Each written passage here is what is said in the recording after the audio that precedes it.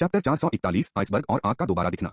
इस समय जियाओ यी महल के मालिक का दिया टोकन पकड़े हुए डेमन हंटिंग पैलेस के खजाने में गया। खजाने में घुसते ही बहुत सारे नजारे थे जिससे जियाओ यी की आंखें चमक उठी। खजाने के घर का area sky splitting sword set के खजाने से छोटा नहीं है या उससे भी ज्यादा बड़ा है। और भी बहुत सारे खजाने हैं। सब स्पिरिचुअल आर्टिफैक्ट, एलिमेंट्री आर्टिफैक्ट, पिल, हेवनली मटेरियल और अर्थ ट्रेजर, मॉन्स्टर इनर पिल, एसेंस और ब्लड वगैरह। साथ ही दूसरी कल्टीवेशन ऑब्जेक्ट और खजाने भी बहुत सारे हैं। बेशक आखिरकार यह हंटिंग डेमन पैलेस का खजाना है। सबसे अंदर मॉन्स्टर बीस्ट का इनर कोर और ब्लड था और ग्रेड काफी ऊंचा है। सबसे कमजोर सभी 6 हैं, लगभग सभी 7। हाँ, कोई 8वें लेवल का मॉन्स्टर इनर कोर या ब्लड एसेंस नहीं है। जियाओ यी को पहले से ही इसकी उम्मीद थी। 8वें लेवल का मॉन्स्टर बीस्ट एक बहुत ज्यादा पावर हाउस के होने के बराबर है। ऐसे मॉन्स्टर लगभग सिर्फ कहानियों में ही होते हैं। उनकी इनर एल्केमी और एसेंस और ब्लड बहुत कीमती हैं। यह संख्या निश्चित रूप से ज्यादा नहीं है और इसे ट्रेजर हाउस में नहीं रखा जाएगा। जियाओ यी ने एक पल सोचा। असल में महल के मालिक द्वारा दिए गए असेसमेंट को पूरा करने के बाद वह ट्रेजरी में मॉन्स्टर इनर पिल या 1 लाख एसेंस और ब्लड उठा सकता था। आधा 50,000 होता है। अब उसकी फिजिकल ताकत और मार्शल आर्ट कल्टीवेशन का बेस अर्थ एलिमेंट की 9 लेयर है। हालांकि इसमें कोई शक नहीं है कि अभी के लिए मार्शल आर्ट कल्टीवेशन से मिलने वाली ताकत फिजिकल ताकत से ज्यादा हो गई है। इसके अलावा martial art cultivation martial artist की सबसे बड़ी प्रायोरिटी है। थोड़ी देर सोचने के बाद जियाओ यी ने 50,000 7 लेवल मॉन्स्टर इनर एल्केमी ले ली। खुश होकर खजाने वाले घर से निकल गया। अगर तुम 50,000 7 लेवल वाले मॉन्स्टर की अंदरूनी गोली बाहर रख दो तो उसकी कीमत लगभग सोच से भी ज्यादा है। इस समय जियाओ यी बंद कमरे में गया। वह कीमिया बनाने के लिए भट्टी खोलने वाला है। अंदर चला गया। जियाओ यी ने 8 ड्रैगन्स इंसिनरेटर और बहुत सारे कुदरती खजाने निकाले। अभी अभी लिए गए 50,000 7 लेवल वाले मॉन्स्टर की अंदरूनी कीमिया भी हैं। Bang bang. जियाओ यी के हाथ में 2 लपटें जम गईं। बायां हाथ जियान है, दायां हाथ सितारों की आग है। जियान हमेशा से दवा को रिफाइन करने के लिए जियाओ यी की पहली पसंद रही है। सब कुछ जलाने का इसका असर और बहुत ज्यादा तापमान रिफाइनिंग की स्पीड को बहुत तेज कर सकता है। बेशक यह आग को कंट्रोल करने के उसके अपने लगभग परफेक्ट तरीके पर निर्भर करता है। और तारों की आग अब इसलिए जमी है क्योंकि तारों की आग का फायदा उठाकर स्वर्ग और पृथ्वी के खजानों की ताकत को बढ़ाया और बढ़ाया जा रहा है। 8 ड्रैगन इंसिनरेटर में 2 तरह की लपटें। इसके बाद स्वर्ग, चीजों और पृथ्वी के अनगिनत खजानों और मॉन्स्टर की अंदरूनी कीमिया को भट्टी में डाल दिया गया। ज्यादा देर नहीं लगी। बिना गंदगी वाली तियान्युआन पिल्स के टुकड़ों को रिफाइन किया जाता है। हालांकि तियान्युआन पिल्स 7 पिल्स में आती है, लेकिन इसे रिफाइन करना बहुत मुश्किल है। लेकिन जियाओ यी, जिसने रिफाइनिंग की एकदम सही टेक्निक में महारत हासिल कर ली थी, उसने खुद को बहुत तेजी से रिफाइन किया। इसके अलावा 8 ड्रैगन इंसिनरेटर की मदद से, जिसे रोक से हटाकर 8वीं क्लास की रिफाइनिंग भट्टी का दर्जा दिया गया है, दवा को रिफाइन करने की स्पीड फिर से बढ़ गई है। 2 दिन बाद 50,000 7 लेवल की मॉन्स्टर की अंदरूनी गोलियां खाई गईं। रिफाइंड अशुद्धता मुक्त तियान्युआन गोली में 16,000 से ज्यादा दाने होते हैं। बिना किसी हिचकिचाहट के जियाओ यी ने गोलियां निगल लीं। गोली मुंह में जाती है, तुरंत शुद्ध शक्ति में बदल जाती है और शरीर में चली जाती है। फिर शरीर के अंदर की छोटी सी दुनिया में 2 बड़ी मार्शल आत्माएं एक साथ खुल गईं और तेजी से इन शक्तियों को सोख लिया। इसके बाद शुद्ध शक्ति 2 तरह की एनर्जी, बर्फ और आग में बदल गई। थोड़ी ही देर में शरीर का क्यूई स्प्रिंग धीरे धीरे 10% तक भर गया। इस समय जैसा कि जियाओ यी को उम्मीद थी, उसका बुरा सपना सच हो गया। आमतौर पर जब क्यूई स्प्रिंग 10% से भर जाता है तो यह अगले लेवल में जाने का समय होता है। हालांकि इस समय वह दायरे से बाहर नहीं निकला। इसके विपरीत क्यूई स्प्रिंग में एनर्जी लगातार दब रही है। एक और बात जहां तक जियाओ यी को पता है, अर्थ एलिमेंट रेन ने स्काई एलिमेंट रेन की जरूरतों को तोड़ दिया है। यह एलिमेंटल फोर्स को लिक्विड स्टेट में बदल देता है। अर्थ एलिमेंट रेन की पावर गैस वाली होती है। तियान्युआन रेन की वाइटैलिटी लिक्विड होती है। लेकिन अब हालांकि गैस स्प्रिंग में गैस वाला एलिमेंटल फोर्स लगातार कंप्रेस हो रहा है, फिर भी बदलाव का कोई निशान नहीं है। जियाओ यी ने भौहें चढ़ाई, फिर दांत पीसकर गोली निगलने की स्पीड बढ़ा दी। मुझे कहना होगा कि वह अभी युआरियन कल्टीवेशन बेस में है और तियान्युआन पिल उसके कल्टीवेशन लेवल से ऊंची गोली होने के नाते इसकी असर बहुत तेज है। धीरे धीरे समय बीतता गया। जैसे जैसे गोलियां लगातार निकली जा रही थीं, शरीर में क्यूई स्प्रिंग में जीवन शक्ति लगातार दब रही थी। हालांकि साधना के आधार पर कभी भी कोई सफलता के संकेत नहीं दिखे। 10,000 दाने अशुद्धता मुक्त तियान्युआन गोलियां लेने के बाद क्यूई स्प्रिंग में जीवन शक्ति का दबाव बहुत भयानक स्तर तक पहुंच गया था और 3,000 गोलियां ली। कभी कोई सफलता नहीं मिली। हालांकि जैसे ही जियाओ यी ने अंदर देखा, उसे साफ महसूस हुआ कि उसके शरीर में जीवन शक्ति एक महत्वपूर्ण बिंदु तक दब गई थी। जियाओ यी बहुत खुश हुआ। जल्दी से फिर से गोली निगल ली। जब उसने फिर से अशुद्धता मुक्त तियान्युआन गोली की सैकड़ों गोलियां ली, एक धमाका हुआ। शरीर में क्यूई फव्वारा, सारी जीवन शक्ति अचानक तेजी से लुढ़क गई, जैसे कि वह एक शोरगुल वाला समुद्र बन गया हो। एक बहुत गहरी ठंडी सांस, एक गर्म और डरावनी सांस एक ही समय में चली गई। जियाओ यी इस एहसास से ज्यादा परिचित नहीं हो सकता था। बिल्कुल जियाओ यी खुद को हंसने से रोक नहीं सका। कुछ सेकंड बाद उसके शरीर में गैस स्प्रिंग में अचानक एक आइसबर्ग और आग का समुद्र दिखाई दिया। 3,333 झांकिकवान पूरी तरह से बंटे हुए। दोनों आधे आधे हैं। आइसबर्ग और आग वे फिर से वापस आ गए हैं। जियाओ यी का एक्सप्रेशन थोड़ा कड़वा था। इसका मतलब है कि वह एक बार फिर लंबे समय के लिए अर्थ एलिमेंट के 9 गुना पीक के दायरे में फंस जाएगा। और इस समय जियाओ यी ने जल्दी से बिना गंदगी वाली तियान्युआन पिल की कुछ गोलियां ले ली। जरूर बिना गंदगी वाली तियान्युआन पिल की शुद्ध दवाई की शक्ति छोटी सी दुनिया में घुस गई और एक जीवन शक्ति में बदल गई। वे सभी बर्फ और आग के समुद्र से बाहर निकल आए और फिर दरार को ठीक करने के लिए बिंदुआन तलवार ने उन्हें सोख लिया। जियाओ यी ने गहरी सांस ली, जिससे उसके दिल की कड़वाहट शांत हो गई। असल में उसे लंबे समय से आइसबर्ग के ठीक होने का इंतजार था और न ही वह निराश हुआ। आखिर वह यह भी देखना चाहता था कि बिंदुआन तलवार असल में ठीक होने के बाद कितनी मजबूत हो जाएगी। इसके अलावा आइसबर्ग और आग का समुद्र उसके कार्ड में से एक है। पहले जब वो जुआन 9वीं लेयर की खेती का बेस था तो वह वेंटियन युआन दायरे को बुला सकता था। जियान जैसी तेज आग और दूसरी काफी मजबूत आग के अलावा एक ठोस ताकत के तौर पर बर्फ और आग के समुद्र में बहुत तेज विस्फोटक शक्ति होती है। यह आग के सोर्स के तौर पर इस्तेमाल करने के लिए भी एक जरूरी चीज है। हालांकि अर्थ दायरे से निकलने के बाद आइसबर्ग और आग का समुद्र कुछ समय के लिए गायब हो गया। अब अर्थ एलिमेंट का 9 गुना पीक, जिसकी कीमत 16,000 ग्रेन से ज्यादा बिना गंदगी वाले तियान युआन डैन है, वापस आ गया है। हालांकि इस समय जियाओ यी को शक था। अर्थ एलिमेंट की 9 लेयर्स स्काई एलिमेंट दायरे में घुसकर लिक्विड एलिमेंट फोर्स में बदलने के लिए गैस एलिमेंट फोर्स की जरूरत होती है। तियान युआन दायरे के बाद कल्टीवेशन का मतलब है कल्टीवेशन के दायरे को बढ़ाने के लिए गैस स्प्रिंग को लिक्विड एलिमेंट पावर से भरना। लेकिन क्यों उसकी अपनी गैस एलिमेंट फोर्स असल में लिक्विड फेज को छोड़कर सॉलिड स्टेट में सबलिमेट हो गई? जियाओ यी ने इस सवाल के बारे में बहुत देर तक सोचा, लेकिन समझ नहीं पाया। शायद यह बिंदुवान तलवार से जुड़ा है। जियाओ यी ने अब और स्ट्रगल नहीं किया। बेशक हालांकि युआन ली अब सॉलिड है, यह लिक्विड से ज्यादा एडवांस्ड है, लेकिन इसका मतलब यह नहीं है कि जियाओ यी का cultivation base heavenly origin realm के दायरे में है। जहां तक उसे पता है, तियानुआन रेन के बाद के स्टेज में जाने के बाद मार्शल आर्ट प्रैक्टिस और क्यूई स्प्रिंग में गहरे बदलाव होंगे। इस बदलाव ने लेट तियानुआन रेन को मिड स्टेज से कहीं ज्यादा मजबूत बना दिया। साथ ही इसी बदलाव की वजह से तियानुआन 9 मार्शल आर्टिस्ट को सबसे ताकतवर कहा गया। बेशक जियाओ यी को इन कल्टीवेशन सिचुएशन के बारे में सोचने में कोई दिलचस्पी नहीं है, जो सिर्फ भविष्य में ही आएंगी। आखिरकार अगर आप हेवनली ओरिजिन रियल्म में कदम रखते हैं, तो आइसबर्ग और समुद्र के होने की वजह से आप फिर से लंबे समय के लिए रुके रह सकते हैं। लेट तियानुआन रेन में जाने की तो बात ही छोड़िए, वह अब आइसबर्ग की ताकत और युआन ली द्वारा जमा की गई आग के समुद्र को आजमा रहा है। कुछ सेकंड बाद उस पर एक भयानक ऑरा फूट पड़ा। तलवार पर और भी ज्यादा हैरान करने वाला ठंडा बर्फ फटने वाला आसमान जमा हुआ था। इतना मजबूत जियाओ यी हैरान रह गया।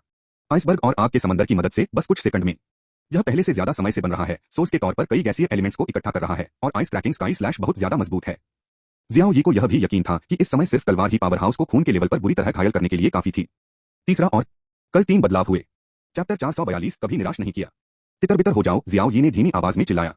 फ्रॉस्ट स्वॉर्ड पर जम गई और हेवन स्प्लिटिंग स्लैश तितर बितर हो गया। संतुष्ट होकर मुस्कुराते हुए उसने 8 ड्रैगन्स इंसिनरेटर वापस ले लिया और जमीन पर दवा के निशान मिटा दिए। मुड़ा और बंद कमरे से बाहर निकल गया। अगर कोई एक्सीडेंट नहीं हुआ तो वह जियानजोंग लौट जाएगा। जब बेशान काउंटी में स्काई स्प्लिटिंग स्वॉर्ड सेट चला गया तो उसके लिए चुपचाप खड़ा रहना नामुमकिन है। बस यूं ही इंतजार करना और भी नामुमकिन है। काका, जियाओ यी ने अपनी मुट्ठियां भींच लीं, उसका चेहरा कॉन्फिडेंस से भरा हुआ था। कॉन्फिडेंस आज की ताकत से आता है। हालांकि इस समय वह अभी अभी रिट्रीट रूम से बाहर निकला था। एक स्टाफ मेंबर तेजी से उसकी ओर बढ़ा। ये जियाओ ब्रांच मास्टर, स्टाफ ने इज्जत से सैल्यूट किया। जियाओ यी ने सिर हिलाया और पूछा, क्यों, क्या बात है? स्टाफ मेंबर ने इज्जत से जवाब दिया, पैलेस मास्टर को बांटने के लिए ही जियाओ का शुक्रिया। एक दिन पहले मेडिसिन किंग के चौथे एल्डर यहाँ एक ट्रेसिंग मिशन जारी करने आए थे। ओह, जियाओ यी थोड़ा हैरान हुआ, तुम किसे ढूंढ रहे हो? तुम्हें, स्टाफ मेंबर ने जवाब दिया। मुझे, जियाओ यी हैरान रह गया और हैरानी से बोला, मैं डेमन हंटिंग पैलेस में हूँ। किसी और को ढूंढने के लिए क्या खोज? शियाओ यी की बात खत्म होने से पहले ही उसने तुरंत रिएक्ट किया, तुमने उसे नहीं बताया कि मैं डेमन हंटिंग पैलेस में था? हाँ, स्टाफ ने सिर हिलाया, पैलेस मास्टर के लेटेस्ट ऑर्डर के मुताबिक। जब तक तुम्हारे सारे ठिकाने और लॉर्ड गिक्सियाओ ब्रांच से जुड़े मामले तुम्हारी इजाजत के बिना मंदिर का कोई भी आदमी इसे नहीं बताएगा। तुम उस दिन रिट्रीट में थे और तुम्हारे सबॉर्डिनेट्स ने बीच में टोकने की हिम्मत नहीं की। हॉलमास्टर का ऑर्डर शियाओ यी ने भौहें चढ़ाई। उसे अभी भी नहीं पता कि हंटिंग डेमन पैलेस में उसका स्टेटस और राइट्स कितने ऊंचे हैं। बेशक वह पूछने में बहुत आलसी था। हाँ, मैं याओवांगगु जा रहा हूँ, शियाओ यी ने कहा। मिसिंग पर्सन मिशन कैंसिल करो। उसके बाद शियाओ यी की परछाई चमकी और वहीं गायब हो गई। पूरा रास्ता सरपट दौड़ते हुए आधे घंटे बाद याओवांगगु पहुंच गया।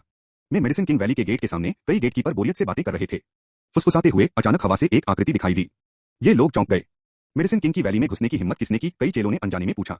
जब मैंने विजिटर को साफ देखा तो मैं चौंक गया और जल्दी से सम्मान से झुका। यह एल्डर यी जियाओ निकला। जियाओ यी ने सिर हिलाया और कहा, लेकिन क्या आप एल्डर म्यू मुझे ढूंढ रहे हैं? हाँ, कई चेलों ने सम्मान से कहा, चौथे एल्डर आपको बहुत देर से ढूंढ रहे हैं। चेला आपको रास्ता दिखाएगा। जियाओ यी ने सिर हिलाया। थोड़ी देर बाद इस चेले के नेतृत्व में जियाओ यी याओवांगगु चैम्बर में आया। एल्डर यी जियाओ, कृपया एक पल रुकें। चेले ने तुरंत एल्डर म्यू को आने का इशारा किया। चेले ने सलाम किया, फिर मुड़कर चला गया। काफी देर बाद एक और चेले ने गर्म चाय दी और इंतजार किया। निर्देश, 1 मिनट के अंदर एल्डर म्यू की शक्ल जल्दी से आई। लड़के, तुम्हें आते हुए देखा जा सकता है। जैसे ही एल्डर म्यू आए, उनका चेहरा खुशी से भर गया। कल मैं तुम्हें ढूंढने के लिए हंटिंग डेमन हॉल गया था, लेकिन मुझे वह नहीं मिला। मुझे लगा था कि इसे पहले की तरह ढूंढने में कुछ महीने लगेंगे। यह कहकर एल्डर म्यू ने बगल में खड़े शिष्य की ओर देखा और कहा, जाओ, बाहर के सभी शिष्यों को मेडिसिन किंग वैली वापस आने दो। हाँ, शिष्य ने झुककर वापस मुड़ा। जियाओ यी हैरान रह गया। एल्डर म्यू ने कड़वाहट से मुस्कुराते हुए कहा, तुम्हारा ठिकाना हमेशा से पता नहीं चलता था और मैं तुम्हें जल्दी में ढूंढ रहा हूँ। हमें यानाई में बहुत सारे शिष्यों को भेजना पड़ा। शॉर्ट में, जहां भी जानवरों की कोई बड़ी लहर आती है, वे जहां भी हो चले जाएंगे और उन्हें तुम्हें ले जाने के लिए हमेशा कोई न कोई मिल ही जाएगा। लेकिन अगर तुम अभी यहाँ हो तो तुम उन्हें बुला सकते हो वापस। जियाओ यी थोड़ा हैरान हुआ और पूछा, एल्डर म्यू मुझे ढूंढने के लिए इतने बेचैन हैं, इसे क्या कहते हैं? मैं तुम्हें ढूंढना चाहता हूँ। एक बूढ़ी आवाज अजीब तरह से सुनाई दी। हाँ, जियाओ यी ने आवाज का पीछा किया और कमरे के दरवाजे के बाहर देखा। अचानक 2 लोग हवा में दिखाई दिए। वे वैली लॉर्ड सुझेनक्सुआन और ग्रेट एल्डर मुकिंगयन थे। मास्टर सु मुझे ढूंढ रहे हैं? जियाओ यी के चेहरे पर हैरानी और भी ज्यादा थी। हाँ, सुझेनक्सुआन ने सिर हिलाया और कहा, चौथे एल्डर्स की बात सुनो, तुम एक बहुत अच्छे इंसान हो जो हमेशा लोगों को हैरान कर सकते हो और हमेशा नामुमकिन को मुमकिन बना सकते हो। ऐसा हुआ कि मेरा याओवांगगु से कुछ लेना देना है और मुझे तुमसे पूछना है। मास्टर सुगु की बातें सीरियस हैं। जियाओ यी ने अपने हाथ ऊपर किए। बच्चा उतना ताकतवर नहीं है जितना एल्डर म्यू ने कहा। मुझे नहीं पता कि लॉर्ड सुगु ने क्या पूछा, यह कितना मुश्किल है। अगर यह बहुत मुश्किल है तो आप इसे हल भी नहीं कर पाएंगे। लॉर्ड सु, आप में खुद से पूछने की काबिलियत नहीं है। जियाओ यी ने तुरंत मना कर दिया। मजाक कर रहा हूँ, सु झेनक्सुआन एक मजबूत आदमी है जो कई सालों से मशहूर है।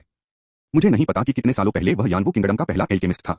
अगर ये महान लोग प्रॉब्लम सॉल्व नहीं कर सकते तो उसने इसे सॉल्व करने की काबिलियत भी शायद ही हो। शियाओ यी को हाई को जाने के बारे में यूं ही डींगे हाँकने में कोई दिलचस्पी नहीं थी, बस परेशानी खड़ी कर रहा था। सु झेनक्सुआन ने अभी तक कुछ नहीं कहा है। मु किंगडम ने साइड में खड़े होकर गुस्से से कहा, वो मास्टर, मैंने यह बहुत पहले कहा था। भले ही ये शियाओ के डिवीजन का लॉर्ड टैलेंटेड है, फिर भी वह अभी जवान है और वह सिर्फ 7वें रैंक का एल्केमिस्ट है। अगर तुम उसे ढूंढ भी लो तो भी इससे कोई मदद नहीं मिलेगी। याओ वांगगु के फैमिली अफेयर्स के बारे में बाहर वालों को क्यों बताना। मु किंगडम का चेहरा हमेशा से ही बुरा रहा है। शियाओ यी को देखकर वह हमेशा नफरत से देखता था। जब से पिछली बार मेडिसिन बिल्डिंग में स्टार्स की आग भागी थी, शियाओ यी अपनी पहली लड़ाई के पीछे पड़ा था। म्यू किंगडम हमेशा से उससे दुश्मनी रखता आया है। यह सुनकर सु झेनक्सुआन के चेहरे पर उदासी छा गई। वह जो कहना चाहता था वह उसके मुंह में ही रुक गया, उसका चेहरा झिझक से भर गया। यह देखकर बगल में खड़े एल्डर म्यू ने तुरंत कहा, बड़े एल्डर की बातें बुरी हैं। क्योंकि यह मामला अब मेरी मेडिसिन किंग वैली का है, जिसमें मालिक भी शामिल हैं, इसलिए मैं इसे हल नहीं कर सकता। एल्डर यी जियाओ को कोशिश करने क्यों नहीं देते? कितनी बार पूछताछ, कितनी बार ताने, आखिर में यह एल्डर यी जियाओ बनने का एक और कमाल का काम था। जब से मैं मेडिसिन किंग वैली में मेडिसिन रिफाइनिंग कंपटीशन में हिस्सा लेने आया हूं, हर कोई मुझसे सवाल करता है और मुझे गलत नाम दिया जाता है। आखिर में मैं 28वीं मंजिल पर चढ़ गया और टॉप पर पहुंच गया। जब मैं दूसरी बार मेडिसिन रिफाइनिंग कंपटीशन में हिस्सा लेने के लिए अपनी मेडिसिन किंग वैली आया तो मैं तारों और आग की लपटों के बीच फंसा हुआ था और दांव पर लगा हुआ था। सबको लगा कि वह मरने वाला है, लेकिन आखिर में उसने स्टार फायर डेमन को खत्म कर दिया और मेडिसिन बिल्डिंग को सुरक्षित कर दिया। बात करते हुए एल्डर म्यू ने सीधे म्यू किंगडम की तरफ देखा। किसी ने एक बार मुझसे कहा था कि बेशान काउंटी के योद्धा कभी किसी को निराश नहीं करते, और एल्डर यी जियाओ को मैं जानता हूं, वह भी ऐसा ही है और उसने कभी किसी को निराश नहीं किया। एल्डर म्यू की बातें रोमांचक थीं और जियाओ यी पर भरोसे से भरी थीं। म्यू किंगडम का चेहरा और भी बुरा लग रहा था, लेकिन वह चुप हो गया। सु झेनक्सुआन की आंखें चमक उठीं जियाओ यी को उम्मीद से देखते हुए। जियाओ यी ने खुद एक अजीब सी मुस्कान दी। मुझे अब तक नहीं पता था कि क्या हो रहा है, लेकिन एल्डर म्यू ने खुद की बहुत तारीफ की। अगर यह फेल हो जाता है तो मुझे क्या करना चाहिए? मास्टर स्यू, चलो पहले बच्चे को बताते हैं। जियाओ यी कड़वी मुस्कान के साथ मुस्कुराई। सु झेनक्सुआन ने सिर हिलाया और कहा, एल्डर यी जियाओ, मुझे अपने मेडिसिन किंग गुशाओगु की बीमारी के बारे में सुनना चाहिए था, है ना? जियाओ यी ने सिर हिलाया और कहा, मैंने इसके बारे में सुना है, लेकिन मुझे नहीं पता। मेडिसिन किंग गुशाओगु मास्टर, कहा जाता है कि रिट्रीट प्रैक्टिस के दौरान कुछ हुआ और उन्हें बुरा लगा। यह भी अफवाह थी कि वह एक अजीब बीमारी से पीड़ित हैं और ठीक नहीं हो पा रहे हैं। अफवाहें और राय अलग अलग होती हैं, कोई भी पक्का नहीं कह सकता। बेशक कुछ लोग तो यह भी कहते हैं कि ये अफवाहें सिर्फ मजाक हैं। आखिरकार यानवू किंगडम की दवा को रिफाइन करने वाली पहली पवित्र भूमि के युवा मास्टर इज्जतदार याओ वांगगु को किस तरह की बीमारी हो सकती है? अगर वह पीड़ित भी होती तो यानाई उसका इलाज बहुत सारे जादुई मास्टर से भी करवाती। यह तो बताने की जरूरत नहीं है कि उसके दादा फार्मासिस्ट की पीढ़ी के मशहूर सु झेनक्सुआन हैं। बेशक ज्ञान की इन अफवाहों के बावजूद हर कोई इसे नहीं जानता। जो लोग जानते हैं वे सभी यानवू किंगडम के ऊंचे तबके के बड़े लोग हैं। लेकिन इन बड़े लोगों को भी नहीं पता कि अफवाहें सच हैं या झूठ। एल्डर यी जियाओ, प्लीज मेरे पीछे आओ, सु झेनक्सुआन ने मुड़कर रास्ता दिखाने के लिए कहा। जियाओ यी ने मुंह बनाया और पीछे चलने के लिए उठ खड़ी हुई। एल्डर म्यू और किंगडम म्यू भी पीछे पीछे चले। आखिर में चारों याओवांग वैली की गहराई में एक बॉर्डर के बाहर रुक गए। पहले और चैप्टर 443 इटरनल वाइन ताकेमुरा। बॉर्डर के बाहर सु झेनक्सुआन ने जियाओ यी को गंभीरता से देखा। एल्डर यी जियाओ, मुझे उम्मीद है कि आप मुझे भरोसा दिला सकते हैं। आज हमने जो देखा और सुना है उसे कभी पब्लिसाइज नहीं किया जाएगा। जियाओ यी ने सिर हिलाया और धीरे से कहा, अगर लॉर्ड सुगु को लगता है कि डेमन हंटिंग पैलेस के सब टेंपल मास्टर का वादा, तो यह बच्चा भरोसेमंद है। बच्चा यही वादा करता है। यह बात कि मेडिसिन किंग वैली के लॉर्ड शाओगु बीमार हो गए, रॉयल कैपिटल के ऊंचे लेवल के लोगों को भी नहीं पता। जाहिर है कुछ बातें ऐसी हैं जो याओ वांगगु नहीं चाहता कि बाहर के लोग जाने। जियाओ यी सिर्फ एक चीज की गारंटी दे सकता था, वह थी डेमन हंटिंग पैलेस के सब टेंपल मास्टर का टाइटल। यह टाइटल अपने आप में एक बेहतरीन गारंटी है। आखिरकार हंटिंग डेमन पैलेस का नियम है कि सेनाओं के बीच किसी भी झगड़े में कभी हिस्सा नहीं लेना चाहिए।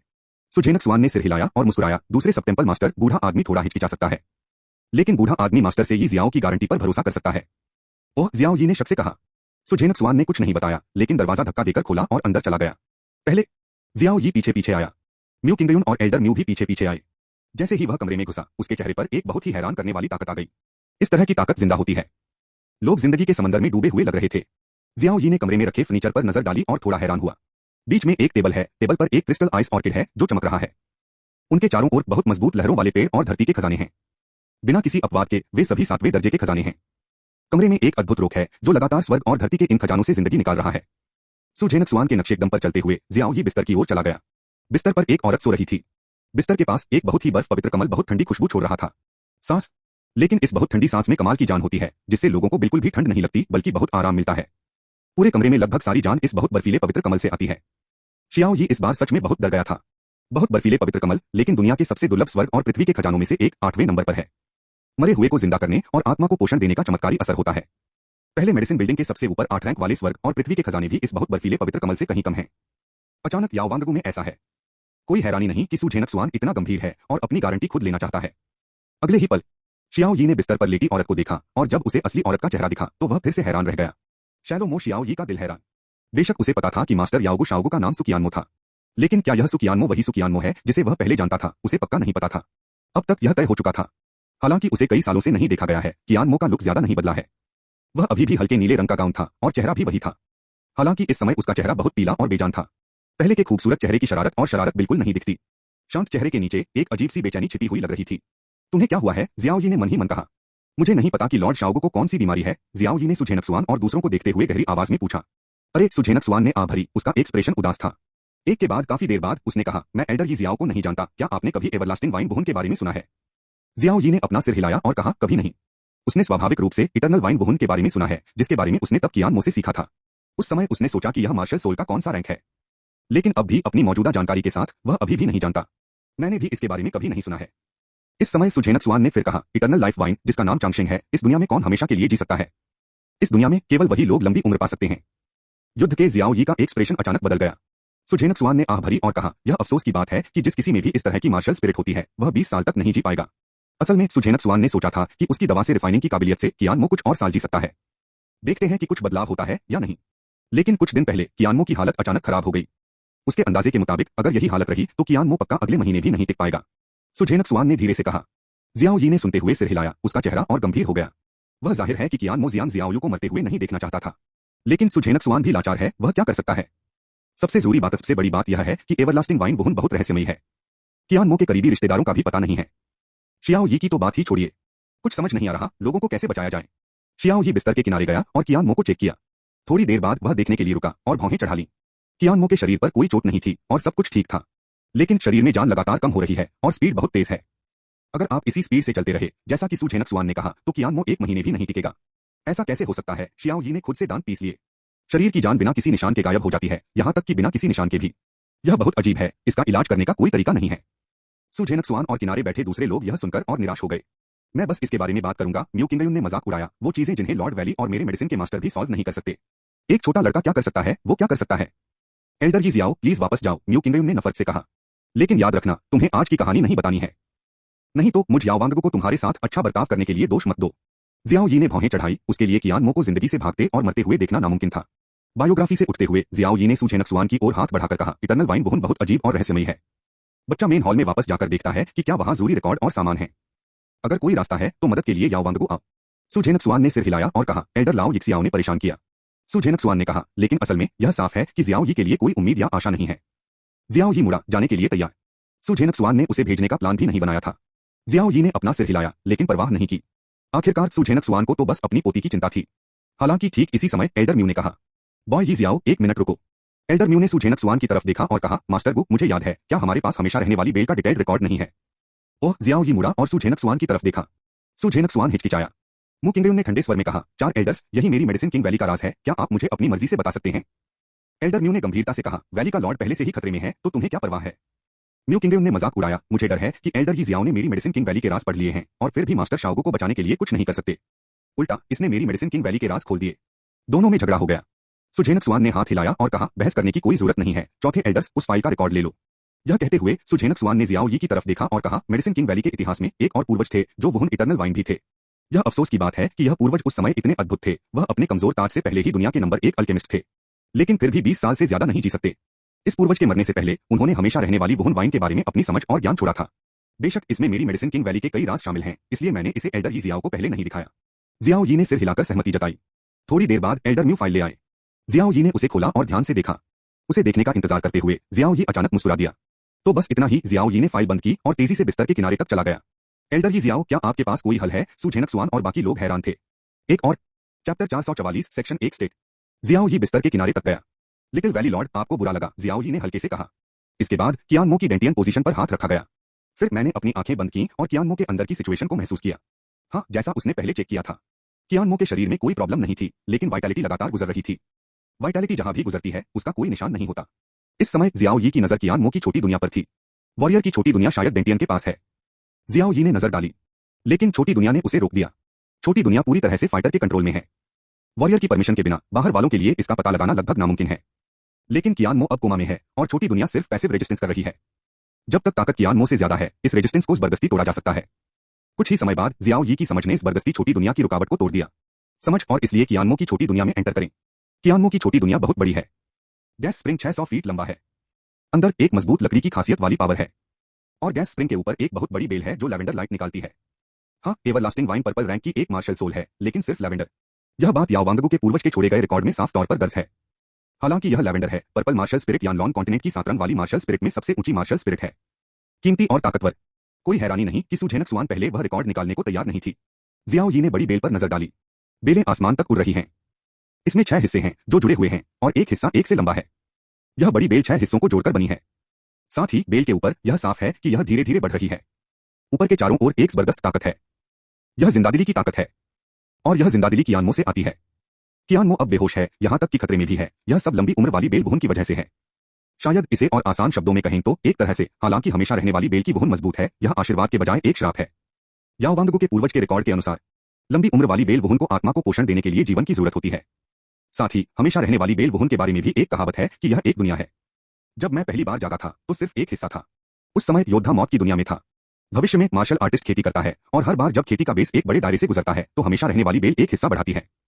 लंबी उम्र वाली बेल इसलिए यह ऊपर उठती है। छठे हिस्से का मतलब है कि कियानमो अब धरती की दुनिया में है, लेकिन खुद मार्शल आर्टिस्ट की रोजाना की प्रैक्टिस के अलावा हमेशा रहने वाली बेल वुहुन योद्धा की ताकत को सोखकर बढ़ती रहेगी। इसके अलावा यह स्पीड काफी तेज है। दूसरे शब्दों में कियानमो को प्रैक्टिस करने की भी जरूरत नहीं थी। हमेशा रहने वाली बेल वुहुन की खुद की ग्रोथ उसे लगातार खेती की दुनिया से आगे बढ़ने में मदद कर सकती थी, अगर उसे उसकी रोज की प्रैक्टिस के साथ जोड़ दिया जाए। उसकी दुनिया में कामयाबी और ताकत का बढ़ना काफी डरावना है, हालांकि इसकी कीमत उसकी अपनी ताकत है। एक और बात यह है कि जिनके पास हमेशा रहने वाली वुहुन वाइन होती है वे लंबी उम्र के ताओ की खेती करते हैं। इस तरह की मार्शल आर्ट को मार्शल आर्ट के तौर पर जाना जाता है जो दवा को बेहतर बनाने के तरीके के लिए सबसे सही है। इसलिए जो गोली बेहतर बनाई जाती है वह 10 गुना ज्यादा असरदार होती है। इसलिए इस तरह की मार्शल आत्मा वाला इंसान दवा को बेहतर बनाने की ताकत वाली पीढ़ी का होना चाहिए, बिल्कुल याओ वांगगु के पूर्वज की तरह। अपने कमजोर ताज से पहले उसकी दवा को बेहतर बनाने की तकनीक आज के सु झेनक्सुआन से भी ज्यादा मजबूत थी। यह अफसोस की बात है कि कोई खुद को ठीक कर सकता है लेकिन खुद को नहीं। पूर्वज की बेहतर बनाने की तकनीक कितनी भी मजबूत क्यों न हो, वह अपनी जान नहीं बचा पाएगा। 20 साल से ज्यादा जीने में नाकाम रहा। हाँ, जियाओ यी ने आह भरी। उसे पहले से ही पता था कि क्या हो रहा है। अपनी समझ को वापस लेते हुए उसने बिस्तर के किनारे पर अपनी आंखें खोली। एल्डर यी जियाओ कैसे, सु झेनक्सुआन ने जल्दी से पूछा। बचाया जा सकता है, जियाओ यी ने सिर हिलाया। सच में सु झेनक्सुआन का चेहरा हैरानी से भरा था। सच में, जियाओ यी ने भी सिर हिलाया। चलो तुमसे झूठ बोलते हैं, म्यू किंगयुन ने एक तरफ से मजाक उड़ाया। वैली मास्टर को कुछ नहीं करना है, बस लॉर्ड शाओगु पर महसूस करो और कहो कि कोई रास्ता है। जियाओ यी ने भौहें चढ़ाई और उसे नजरअंदाज कर दिया। इसके बजाय उसने सु झेनक्सुआन की तरफ देखा और कहा, मास्टर स्यूगु, बच्चे के पास कोई रास्ता है, बस इसमें बच्चे के कुछ होल कार्ड और तरीके शामिल हैं, तो प्लीज इससे बचें। बचना, सु झेनक्सुआन ने त्योरियां चढ़ाई। म्यू किंगयुन ने कहना जारी रखा, वैली लॉर्ड, ऐसा कभी मत करना। चलो यह नहीं कहते कि क्या तुम पक्का कह सकते हो कि उसके पास सच में कोई रास्ता है? और लॉर्ड शाओगु बेहोश हैं और अगर इस बच्चे के इरादे बुरे हैं तो भगवान खतरे में हैं। म्यू किंगयुन का बायां शब्द बेकार है और उसका दायां शब्द बुरा है। वह हमेशा से बहुत नफरत करने वाला रहा है। इससे जियाओ यी नाखुश हो गया। म्यू किंगयुन, जियाओ यी ने ठंडे स्वर में कहा, यी को पहले तुम्हारी परवाह नहीं थी, लेकिन इसका मतलब यह नहीं है कि यी एक अच्छे स्वभाव का इंसान है। क्या तुम सच में चाहते हो कि यी तुम्हारी परवाह करे? तुम बहुत घमंडी हो। म्यू किंगयुन बस कुछ कहना चाहता था। सु झेनक्सुआन रुका और बोला, एल्डर यी जियाओ, फाइल रिकॉर्ड पढ़ने के बाद मुझे यह भी जानना होगा कि कियानमो अब कोमा में क्यों है। यही एवरलास्टिंग वाइन वुहुन का कारण है। मार्शल आर्ट्स की भावना स्वर्ग और पृथ्वी के नियमों की शक्ति से बदल जाती है। फुर्सत का इंतजार करने का मतलब है कोई विकल्प नहीं है। क्या तुम्हारे पास सच में रास्ता? हाँ, जियाओ यी ने गंभीरता से सिर हिलाया। ठीक है, मैं तुम पर एक बार विश्वास करता हूँ। सु झेनजुआन ने गंभीरता से सिर हिलाया, फिर म्यू किंगयुन की तरफ देखा। सब लोग एल्डर यी जियाओ की बात सुनते हैं। उसके बाद सु झेनजुआन म्यू किंगयुन और म्यू एल्डर के साथ चली गई। रुको, जियाओ यी ने गहरी आवाज में कहा, अंधेरे में सीनियर, प्लीज तुम भी चले जाओ। हट, सु झेनजुआन और बाकी लोग थोड़े हैरान हुए। अगले ही सेकंड एक अधेड़ उम्र का आदमी अचानक कमरे में आ गया। ये रहा वो आदमी, सफेद कपड़े पहने, हाथ पीछे करके खड़ा, बहुत ही अजीब अंदाज में। क्या तुम भी यहाँ हो? सु झेनजुआन की आंखों में नाराजगी झलक आई। क्या तुम्हें हमेशा कियानमो की जिंदगी और मौत की परवाह नहीं होती? अधेड़ उम्र के आदमी ने एक अजीब सी मुस्कान दी, लेकिन कुछ समझाया नहीं। बस चुपचाप सु झेनजुआन के पीछे पीछे चला गया कमरा। जियाओ यी ने उस अधेड़ उम्र के आदमी को देखा और चौंक गया। कितनी तेज सांस है। इस आदमी के ऑरा की इंटेंसिटी सु झेनक्सुआन जैसी है, खून और दूसरों से कहीं ज्यादा। सब चले गए। कमरे में सिर्फ जियाओ यी बचा था। इस समय जियाओ यी ने कियानमो को देखा जो सीरियसली कोमा में था। मेरे दिल में मुझे एक साथ गरजते रेगिस्तान से भागने की मजेदार कहानी याद आ गई। तुम्हारा दिन कितना शांत हो, लेकिन मैं अब भी तुम्हें मस्ती करते हुए देखना चाहता हूँ। जियाओ यी मुस्कुराया, उसके हाथों में बैंगनी लपटें उठी। बैंगनी इन्फ्लेमेशन बैरियर की एक लेयर ने कई मीटर तक आसपास के एरिया को ढक लिया। बैंगनी इन्फ्लेमेशन सब कुछ जला दे, यहां तक कि सांस और परसेप्शन का डिटेक्शन भी जल सकता है। अगर कोई परसेप्शन के जरिए जबरदस्ती उसके बैंगनी इन्फ्लेमेशन बैरियर को तोड़ने की कोशिश करता है तो उसे तुरंत महसूस होगा। अगले ही सेकंड जियाओ यी की आंखों में बदलाव आया। बाईं आंख गहरा है, स्याही जितना काला, एक कभी न खत्म होने वाली खाई की ठंडक दिखा रहा है। दाहिनी आंख आग की तरह गर्म है और आंखें लाल हैं, जैसे उसमें सूरज और तारों का एक गोला हो। यह चांद के सूरज की आंख है। महसूस करो, एक बार फिर उथले झाग की छोटी सी दुनिया में जाओ। बड़ी बेल अभी भी धीरे धीरे बढ़ रही है। सबसे ऊपर कियानमो की ताकत लगातार उसके पोषण के तौर पर सोख ली जा रही है। कियानमो की ताकत बिना किसी निशान के गायब हो गई, सब उसके द्वारा सोख लिए जाने की वजह से। इसके अलावा सोखने का तरीका इतना अजीब है कि उसका कोई निशान ही नहीं है। अगर यह याओ वांगगु के पहले वाले ने नहीं लिखा होता तो जियाओ यी को इसका कारण पता नहीं चलता। असल में सु झेनक्सुआन और दूसरों को इसका कारण बहुत पहले से पता था, लेकिन उनके पास करने के लिए कुछ नहीं था। लेकिन उनके पास करने के लिए कुछ नहीं है, लेकिन इसका मतलब यह नहीं है कि जियाओ यी के पास कोई चारा नहीं है। इसे मेरे पास लाओ, जियाओ यी ने धीमी आवाज में चिल्लाया। आवाज। बड़ी बेल के ऊपर अचानक एक दिखाई न देने वाला भंवर दिखाई दिया। भंवर तेजी से छठी बेल का गला घोंट रहा था। तीसरा और कल 3 बदलाव। चैप्टर 445 सुबाई का वादा। कियानमो की छोटी सी दुनिया में दिखाई न देने वाला भंवर तेजी से बड़ी बेल के छठे हिस्से का गला घोंट रहा है। मुझे कहना होगा कि लंबी उम्र वाली बेल बुहुन, हालांकि इसके बुरे असर बहुत डरावने हैं, लेकिन इसका अपना असर और ताकत सच में बहुत ताकतवर है। बड़ी बेल की पूरी सतह पर ऐसे शब्द लिखे हैं जिन्हें बताया नहीं जा सकता। यह हमेशा की जिंदगी के रास्ते का मार्शल आर्ट का ज्ञान है। हर हिस्सा उस मार्शल आर्ट लेवल को दिखाता है जो इस दुनिया में होना चाहिए। गांठों की संख्या जितनी ज्यादा होगी, मार्शल आर्ट का ज्ञान उतना ही गहरा और ताकतवर होगा। यही लंबी उम्र वाली बेल के पहले स्टेज की असली शुरुआत है। यही वजह है कि मालिक को लंबी उम्र के रास्ते की प्रैक्टिस करनी चाहिए। इसका मतलब है कि मालिक को मार्शल आर्ट इंस्ट्रक्टर की भी जरूरत नहीं है, क्योंकि अपने शरीर में यह एक मार्शल आर्ट्स स्टेल रखने के बराबर है जो लगातार मजबूत होता जाएगा। बेशक बाहर वाले सिखा नहीं सकते।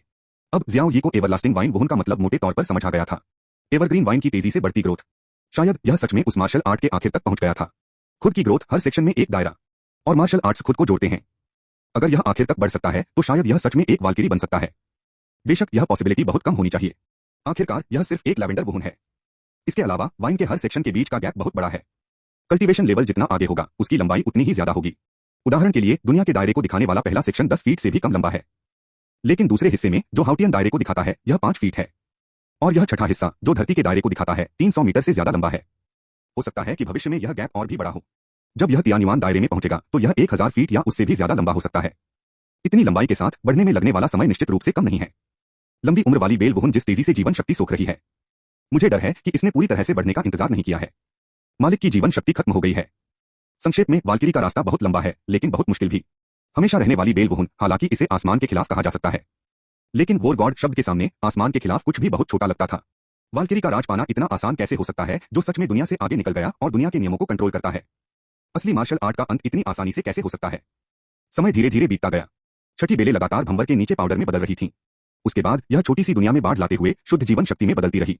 ये जीवन शक्तियां कियानमो की हैं। भंवर के नीचे जीवन शक्ति को सोखने की अपनी पहल पर एवरलास्टिंग वाइन का मूल प्रभाव पूरी तरह से ब्लॉक हो गया था। कियानमो में बहुत सारी जीवन शक्ति लौट आई। छठी तिमाही में बेलें पूरी तरह से घुट गईं। जियाओ यी ने अदृश्य भंवर को खत्म कर दिया। जियाओ यी की समझ में छठी तिमाही में बेलों में मौजूद सारी जीवन शक्ति कियानमो में वापस आ गई थी। हालांकि अदृश्य भंवर गायब हो गया। लॉन्जेविटी बेल ने फिर से शैलो फोम की वाइटैलिटी को एब्जॉर्ब करना शुरू कर दिया। कियानमो की वाइटैलिटी फिर से तेजी से खत्म हो गई, लेकिन जियाओ यी कुछ नहीं कर सका। वह अब सिर्फ लक्षणों का इलाज कर रहा है, असली वजह का नहीं। छठी बेल की वाइटैलिटी कियानमो को लौटाओ। कियानमो के शरीर में वाइटैलिटी को कुछ समय के लिए भरने दो।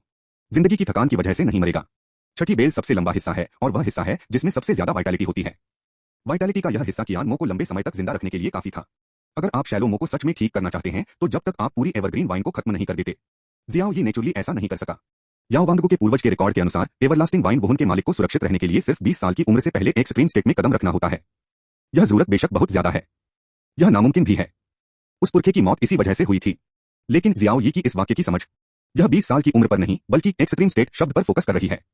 बेशक जियाओ यी असल में सिर्फ एक आम समझ है और उसे इसका मतलब ठीक से समझ नहीं आता। जियाओ यी ने ज्यादा नहीं सोचा। शॉर्ट में कियानमो की किस्मत कुछ समय के लिए बच गई। आगे के लिए नए तरीके हो सकते हैं और जरूरी नहीं।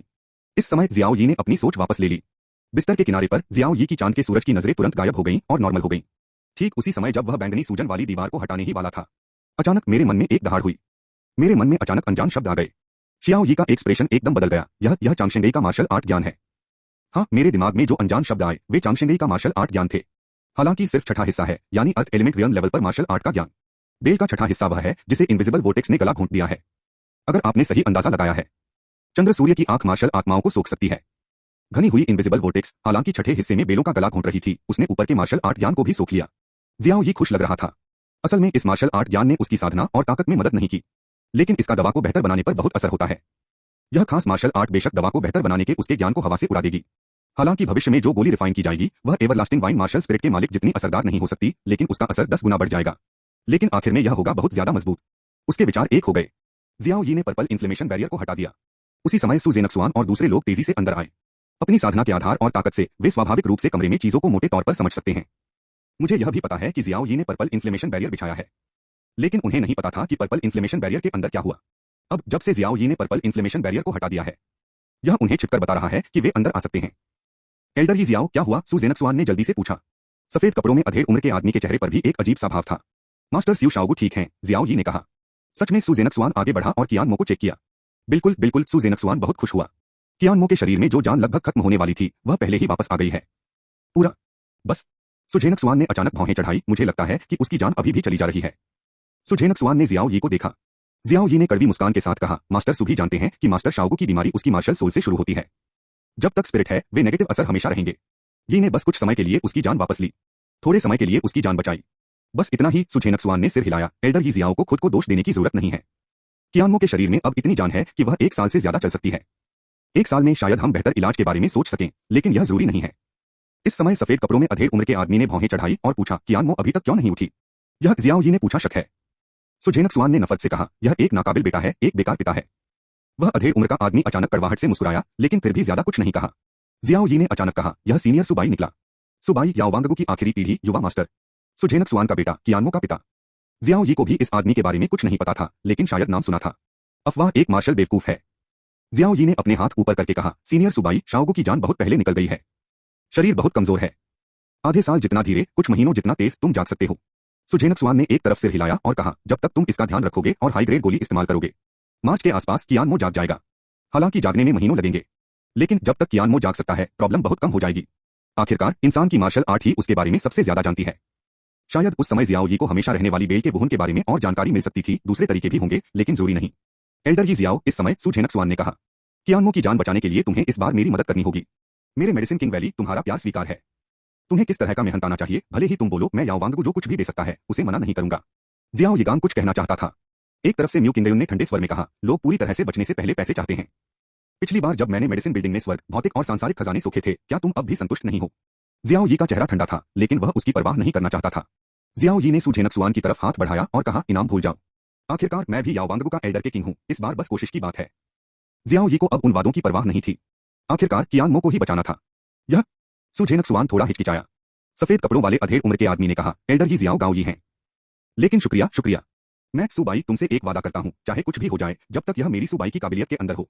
एल्डर ही जियाओ को कुछ मांगना है और मैं कभी मना नहीं करूंगा। जियाओ यी थोड़ा हैरान हुआ। सुबाई के लेवल के एक मजबूत आदमी का किया हुआ वादा ज्यादा सटीक होता है, किसी भी जरूरी खजाने से ज्यादा। सीनियर जी सुबाई, जियाओ यी ने सिर हिलाया। फिर उसने कहा, बच्चे को जरूरी काम है, इसलिए वह याओवांगगु में रुककर नहीं जाएगा। एल्डर ही जियाओ, धीरे चलो। सुझेनक्सुआन उसे विदा करने के लिए उठा। 4 एल्डर्स, तुम एल्डर ही जियाओ को मेरे लिए घाटी से बाहर भेजोगे? हाँ, एल्डर म्यू ने सिर हिलाया। पहले और चैप्टर 446 बाई मोहन बाहर निकलता है। मेडिसिन किंग वैली छोड़कर शियाओ यी रॉयल कैपिटल के बाहर चला गया। नॉर्मल कॉस्ट्यूम में वापस आने के बाद वह रॉयल कैपिटल लौटा और हेवनली स्प्लिटिंग स्वॉर्ड सेक्ट की ओर चल पड़ा। इस बार वह शियाओ परिवार से रॉयल कैपिटल वापस भागा। उसका असली इरादा Beishan county splitting heavenly sword sect का मामला संभालने के लिए हेवनली स्प्लिटिंग स्वॉर्ड सेक्ट में लौटना था। उसके लिए हेवनली स्प्लिटिंग स्वॉर्ड सेक्ट के सेक्ट जनरल को जाते हुए देखना नामुमकिन था। आधे घंटे बाद शियाओ यी स्काई स्प्लिटिंग स्वॉर्ड सेक्ट में लौट आया। पहाड़ के गेट के बाहर अभी भी 2 गेटकीपर थे। शियाओ यी अपने आप चल पड़ा। दोनों ने उन्हें नहीं रोका, शियाओ यी की तरफ सीधे देखे भी नहीं। शियाओ यी ने भी उन्हें नजरअंदाज किया और बस एल्डर के घर की ओर भागा। इत्तेफाक से इस बार ग्रेट एल्डर पीछे नहीं हटा, नहीं तो जियाओ यी शायद उसे थोड़े समय में न ढूंढ पाए। पुरानी पीढ़ी के कुछ योद्धाओं के लिए पीछे हटना आम बात है। यह कोई बड़ी सफलता पाने के लिए नहीं है, बल्कि रोजाना मार्शल आर्ट का ज्ञान इकट्ठा करने के लिए है। इस तरह की बारिश एक खास लेवल तक पहुंचने के बाद एक बार जब यह फूट पड़ती है तो यह एपिफेनी में जा सकती है और जरूरी नहीं कि इसका इनाम मिले। घर के करीब बड़े बुजुर्ग जियाओ यी के आने से हैरान नहीं दिखे। मैं समय गिन रहा हूं और अंदाजा लगा रहा हूं कि तुम जल्द ही वापस आ जाओगे, इसलिए मैं पीछे हटकर तुम्हारा इंतजार नहीं करूंगा। बड़े बुजुर्ग ने मुस्कुराते हुए कहा। लगता है मैं वापस आ गया हूं। जियाओ यी थोड़ा हैरान था। बुजुर्ग ने मजाक उड़ाया, दूसरे लोग बाहर जाकर प्रैक्टिस करते हैं और वे हर मोड़ पर कई सालों तक वापस आएंगे। इसमें ज्यादा से ज्यादा 1.5 साल लगेंगे। तुम्हारे लिए अच्छा है बच्चे, हर बार जब तुम कबीले से निकलते हो तो बस 2 या 3 महीने लगते हैं, और हर बार जब मैं वापस आऊंगा तो मैं एक दिन भी नहीं रुक पाऊंगा और चला जाऊंगा। बात करते हुए बड़े बुजुर्ग ने गलती मानी। सबसे ताकतवर तलवार मास्टर के टाइटल को छोड़कर तुम तलवार वाले ग्रुप के शिष्य जैसे नहीं हो। इस बारे में बात करते हुए जियाओ यी ने स्काई स्प्लिटिंग स्वॉर्ड सेक्ट में कुछ दिनों से भी कम समय बिताया। किसी ताकत या ग्रुप के पास ऐसा शिष्य कैसे हो सकता है? कोई हैरानी नहीं कि बड़े बुजुर्ग थोड़े नाखुश थे। जियाओ यी थोड़ा मुस्कुराया और कहा, हमेशा काम होते हैं और हमेशा जरूरी चीजें होती हैं जिनसे निपटना होता है और कोई रास्ता नहीं है। बड़े बुजुर्ग हैरान रह गए। उनकी राय में तथाकथित काम ग्रुप के लिए चीजों को मुश्किल बनाने के अलावा और कुछ नहीं थे। अगर सेक्ट हर जगह मुसीबत खड़ी नहीं करता तो वह ऐसे तियानजियाओ को दिन भर सेक्ट छोड़ने पर कैसे मजबूर कर सकता था? यह सोचकर ग्रेट एल्डर का सारा गुस्सा तुरंत गायब हो गया। लड़के, आज मेरे पास आओ, क्या बात है? एल्डर ने मुस्कुराते हुए पूछा। शियाओ यी ने बेशान काउंटी में हेवन स्प्लिटिंग स्वॉर्ड सेक्ट की कहानी सुनाई। ग्रेट एल्डर के चेहरे पर मुस्कान तुरंत पक्की हो गई और गुस्से में बदल गई। बेवकूफ, सेक्ट मास्टर असल में बेशान काउंटी में स्काई स्प्लिटिंग स्वॉर्ड सेक्ट से अलग होने की कोशिश कर रहा है। स्वॉर्ड सेक्ट आज तक चला आ रहा है और यह हमेशा 36 स्वॉर्ड सेक्ट रहा है। जिस वजह से पूर्वजों की पहली पीढ़ी ने 36 स्वॉर्ड सेट की स्थापना की थी, वह यानबू किंगडम में 36 काउंटियों में बंटा हुआ था। मकसद यह है कि तलवारबाज ग्रुप तलवारबाजी में नए जीनियस लोगों को ढूंढकर ट्रेन करें। यह जियांगजोंग के लिए नया खून देना है। जैसे ही यह मिसाल कायम होगी, इस बात की कोई गारंटी नहीं है कि भविष्य में दूसरे और तीसरे तलवारबाज ग्रुप अलग हो जाएंगे। सेक्ट मास्टर का कदम सेक्ट की नींव हिला रहा है। नहीं, मुझे इसका जवाब मांगना होगा। लड़के, तुम यहीं मेरा इंतजार कर रहे हो, मैं जब जाऊंगा तो वापस आ जाऊंगा। आखिरकार बड़े बुजुर्ग चमकते हुए चले गए। जियाओ यी साथ देना चाहता था, लेकिन जब बुजुर्ग ने उसे यहीं इंतजार करने के लिए कहा तो भूल जाओ। जियाओ यी ने खुद इंतजार किया, लेकिन थोड़ी देर बाद बड़े बुजुर्ग वापस आ गए। इतनी जल्दी जियाओ यी ने भौहें चढ़ाई। बुजुर्ग ने गुस्से में अपनी आस्तीनें लहराई और कहा, लॉर्ड ने कहा है कि वह पीछे हट रहे हैं और अभी इस मामले पर बात नहीं करेंगे। मुझे 3 दिन में सही जवाब दो। लेकिन चिंता मत करो बच्चे, सभी बड़ों की मंजूरी के बिना राजा दरवाजे के नियमों को नजरअंदाज नहीं कर सकता। जियाओ यी ने सिर हिलाया। उसके बाद उसने बड़े बुजुर्ग को अलविदा कहा और सेक्ट के शिष्य के बंद कमरे में चला गया। उसे सेक्ट में रहने में कोई दिलचस्पी नहीं थी, लेकिन अगर बेशान काउंटी में स्काई स्प्लिटिंग स्वॉर्ड सेक्ट का मामला नहीं सुलझा तो वह नहीं जाएगा। नहीं तो एक बार बेशान काउंटी का स्काई स्प्लिटिंग स्वॉर्ड सेक्ट अलग हो गया तो यह टाइटल खोने जितना आसान नहीं होगा। यह सच में एक जानलेवा झटका था। 3 दिनों के लिए जियाओ यी ने फिलहाल प्रैक्टिस करने का प्लान बनाया। आज वह पहले से ही अर्थ एलिमेंट की 9वीं लेयर का पीक कल्टीवेशन बेस है। शरीर में आइसबर्ग फिर से दिखाई दिया। ध्यान और अभ्यास के बाद स्वर्ग और पृथ्वी से ली गई आध्यात्मिक ऊर्जा शरीर में प्रवेश करती है और जीवन शक्ति में बदल जाती है। समुद्र से उठने की आइसबर्ग और आग, इसका ज्यादातर हिस्सा बिंगलवान तलवार ने सोख लिया। गैस स्प्रिंग में सिर्फ एक बहुत छोटा सा हिस्सा ही स्टोर होता रहेगा। हेवनली ओरिजिन रेयन को तोड़ने के लिए बस क्यूई स्प्रिंग को लिक्विड स्टेट में बदलना जरूरी है। यह असल में मुश्किल नहीं है। अंदाजा है कि हजारों बिना गंदगी वाली अर्थ एसेंस पिल्स पूरी की जा सकती हैं। बस यह है कि मेडिसिनल पावर से बदली गई एलिमेंटल पावर ज्यादातर बिंगलवान तलवार सोख लेगी। जो क्यूई स्प्रिंग में स्टोर हो सकती हैं, उनमें से 10 एक में स्टोर नहीं होती और यह थोड़ी परेशानी वाली बात हो जाती है। लेकिन जियाओ यी को इसकी चिंता नहीं करनी चाहिए। आइसबर्ग और आग के समंदर के होने से उसकी असली ताकत तियान्युआन रेलम के पुराने पावर हाउस से कम नहीं है। भले ही उसे हेवनली ओरिजिन रियल में प्रमोट कर दिया गया हो। किकवान की गैस वाली elemental power liquid elemental power में बदल गई और उसकी अपनी ताकत में भी ज्यादा बढ़ोतरी नहीं हुई। इसलिए जियाओ यी इस मामले में ज्यादा नहीं उलझा। इसके बारे में सोचने के बाद जियाओ यी ने पूरी तरह से प्रैक्टिस शुरू कर दी। 3 दिन पलक झपकते ही बीत गए। बंद कमरे में जियाओ यी की आंखों में चमक आ गई, जिससे उसकी साधना खत्म हो गई। इसके बाद वह धीरे से उठा और बंद कमरे से बाहर निकल गया। अब सुबह हो चुकी थी, लेकिन हैरानी की बात है कि आज सूरज खास तौर पर तेज था। यह बहुत तेज धूप थी जो धीरे धीरे उग रही थी। 3 दिन के रिट्रीट के बाद जियाओ यी, जो पहले रिट्रीट रूम से बाहर निकला, उसे थोड़ी चकाचौंध महसूस हुई। 1 सेकंड के बाद मुझे धीरे धीरे इस रोशनी की आदत हो गई। इस समय उसके सामने का नजारा उसे थोड़ा हैरान कर रहा था, क्योंकि पूरा स्काई स्प्लिटिंग स्वॉर्ड सेक्ट हर जगह जश्न और रोशनी से भरा हुआ था। सभी शिष्य इधर उधर भाग रहे हैं। बीच बीच में दूसरी सेनाओं के योद्धा गुजरते हुए दिखाई दे रहे हैं। हर जियाओ यी ने भौहें चढ़ाई। इसी समय जियांगजोंग का एक शिष्य तेजी से उसकी ओर बढ़ा। तलवार मास्टर बेशान शिष्य ने अपना हाथ थोड़ा ऊपर उठाया। क्या बात है? जियाओ यी ने हल्के से पूछा। सेक्ट मास्टर प्लीज, शिष्य ने कहा। ठीक है, मैं समझ गया। जियाओ यी ने सिर हिलाया, लेकिन लॉर्ड के घर नहीं गया। इसके बजाय वह बड़े एल्डर के घर गया। इसी समय शिष्य ने जल्दी से कहा, तलवार मास्टर बेशान बड़े एल्डर को ढूंढने जा रहे हैं। कैसे? जियाओ यी ने पूछा। शिष्य ने जवाब दिया, तलवार मास्टर बेशान को जाने की जरूरत नहीं है। बड़े एल्डर सहित सभी एल्डर जोंगमेन हॉल में इकट्ठा हुए हैं। लॉर्ड भी वहीं हैं। तलवार मास्टर बेशान सीधे जोंगमेन हॉल जा सकते हैं। ओह, जियाओ यी ने गुस्से से पूछा। सभी बड़े लोग इकट्ठा हुए, सॉवरेन भी वहां थे और हर जगह रोशनी और रंग थे। लेकिन संप्रदाय की खुशी की बात क्या है? शिष्य तुरंत मुस्कुराया और बोला, बुरा नहीं है, और यह एक खुशी की बात है। कल बड़े भाई मोहन ने रीति रिवाजों को छोड़ दिया है और पिछले राजवंशों के मास्टर्स के 68 मार्शल आर्ट स्टेल्स को सफलतापूर्वक समझ लिया है। इसे पहले कभी नहीं हुआ, जिसने अतीत और वर्तमान को चौंका दिया है। यह संप्रदाय के लिए एक आशीर्वाद है। सॉवरेन ने कल पूरे यानबू किंगडम की घोषणा की है और पूरा परिवार उन्हें बधाई देगा। आज शाही राजधानी के अंदर और बाहर सभी बड़ी ताकतें जश्न मनाने आई हैं। ओह, भाई मोहन चला गया, जियाओ यी ने गुस्से से कहा। एक और चैप्टर 447 सक्सेशन सेरेमनी। जोंगमेन हॉल क्वानजोंगमेन के सेंटर में है। जोंगमेन स्क्वायर से कनेक्ट करें। ज्यादातर सेक्ट इवेंट यहीं होते हैं और आज का इवेंट पिछले इवेंट से ज्यादा ग्रैंड लग रहा है। ओपनिंग सेरेमनी से भी ज्यादा ग्रैंड। सेक्ट के बड़े लोग इकट्ठा हुए और जो सीनियर लोग लंबे समय से बाहर नहीं थे, वे भी एक एक करके आए। उनके आसपास अलग अलग फोर्स के बड़े लोग हैं जो सभी फेमस हैं। शॉर्ट में आज का हॉल बादल जैसा है और ये मजबूत लोग इस समय बहुत अच्छे से बात कर रहे हैं। स्कटस्ट हेवन स्प्लिटिंग स्वॉर्ड सेक्टर सच में एक बहुत बड़ा घमंडी टैलेंट है। पिछले राजवंशों के सेक्ट मास्टर कैसे कैरेक्टर और पीछे छोड़े गए मार्शल आर्ट स्टाइल कितने रहस्यमयी हैं। अगर मैं किसी मशहूर योद्धा के ज्ञान देने का इंतजार भी करूं तो भी मुझे डर है कि एक टुकड़े को ज्ञान देने में 1 साल से ज्यादा लग जाएगा। एल्डर बाई महान है, लेकिन आधे साल में आप 68 युवान को पूरी तरह समझ सकते हैं। इतना टैलेंटेड, यह कमाल है। यह सच में राजा की राजधानी के 6 घमंडों में से पहला होने का हकदार है। लगातार तारीफें और नारे लग रहे थे और यह सब हॉल के चीफ के बगल में बैठे एक हैंडसम नौजवान की वजह से था।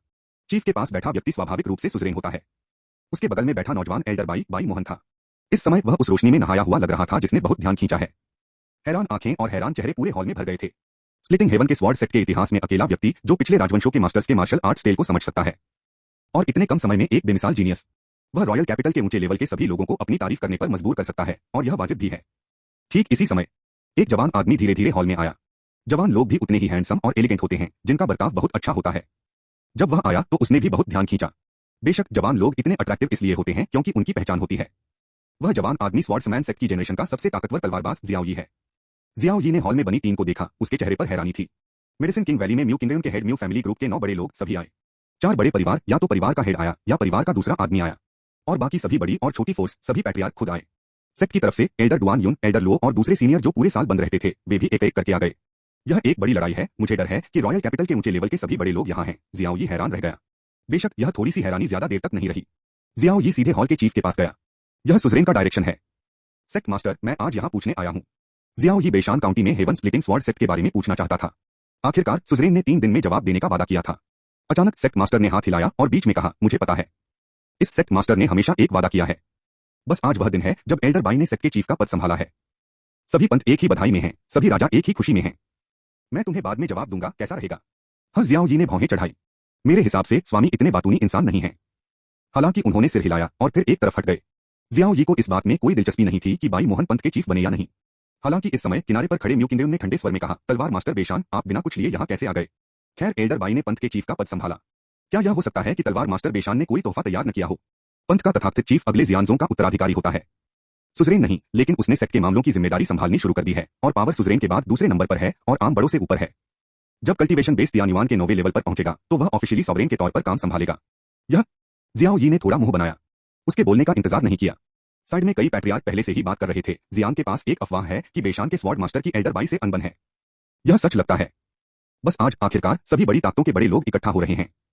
इतनी बड़ी पब्लिक में दिखना और सेक्ट का इतना चेहरा न दिखाना सच में एटिकेट की अनदेखी है। मुझे डर है कि यह बस बागीपन है। इसमें कोई हैरानी की बात नहीं है कि संप्रदाय में उसका स्वागत नहीं किया जाता, और यह तो और भी कम है कि उसे दबाया जाता है। इस समय बड़े बुजुर्ग जल्दी से खड़े हुए और कहा, जियाओ यी अभी कुछ दिनों के लिए संप्रदाय में लौटा है। मैं वापस आते ही एकांतवास में चला गया। क्योंकि मुझे बुजुर्ग बाई के जाने के बारे में नहीं पता, इसलिए यह एक वजह है। गिफ्ट पहले से तैयार नहीं कर पाए, इसे बाद में जोड़ा जाएगा। हाँ, सेक्ट मास्टर नाराज दिखे। मुझे सच में नहीं पता, मैंने पहले से तैयारी नहीं की थी। यह अभी भी इसलिए है क्योंकि वह घमंडी और घमंडी है। उसने तैयारी करने का प्लान भी नहीं बनाया था। वह इसे सबसे अच्छे से जानता है। जियाओ यी का चेहरा ठंडा और चुप था, लेकिन अगली चीज ने उसके चेहरे को बहुत ठंडा कर दिया। हॉल के बाहर अचानक शोर हुआ। यह एक मिलीजुली चीख लग रही थी। सेक्ट मास्टर तुरंत चिल्लाया, बेवकूफ, आज सेक्ट का चीफ सेरेमनी संभालने वाला है। बाहर कौन रो रहा है? आवाज बस धीमी हो गई। आसमान से कई परछाइयां आईं। यह असल में वैली ऑफ ब्लड का लॉर्ड, रिवर ऑफ ब्लड और वैली ऑफ ब्लड मिस्ट के कई एक्सपर्ट थे। बेशक उसके बगल में एक औरत थी, झेंग लिहुआ बारिश लेकर आया, जो दयनीय रूप से रो रही थी। यह मुरोंग जियाओ थी। ब्लड वैली मास्टर, आपका क्या मतलब है? सेक्ट मास्टर ने भौहें चढ़ाई और गहरी आवाज में पूछा। मैं इंसाफ मांगने आया हूँ, ब्लड वैली मास्टर गुस्से से चिल्लाया। 1 महीने से ज्यादा हो गया है। कुछ समय पहले स्वॉर्ड मास्टर बेशान लियू परिवार की हवेली के बाहर थे और उन्होंने मेरी ब्लड मिस्ट वैली के लोगों को मार डाला था। यहाँ तक कि ब्लड मिस्ट वैली में मेरे दूसरे और तीसरे एल्डर्स भी इसी वजह से दुखद रूप से मारे गए थे। स्काई स्प्लिटिंग स्वॉर्ड सेक्ट, क्या आपको हमें इसका जवाब नहीं देना चाहिए?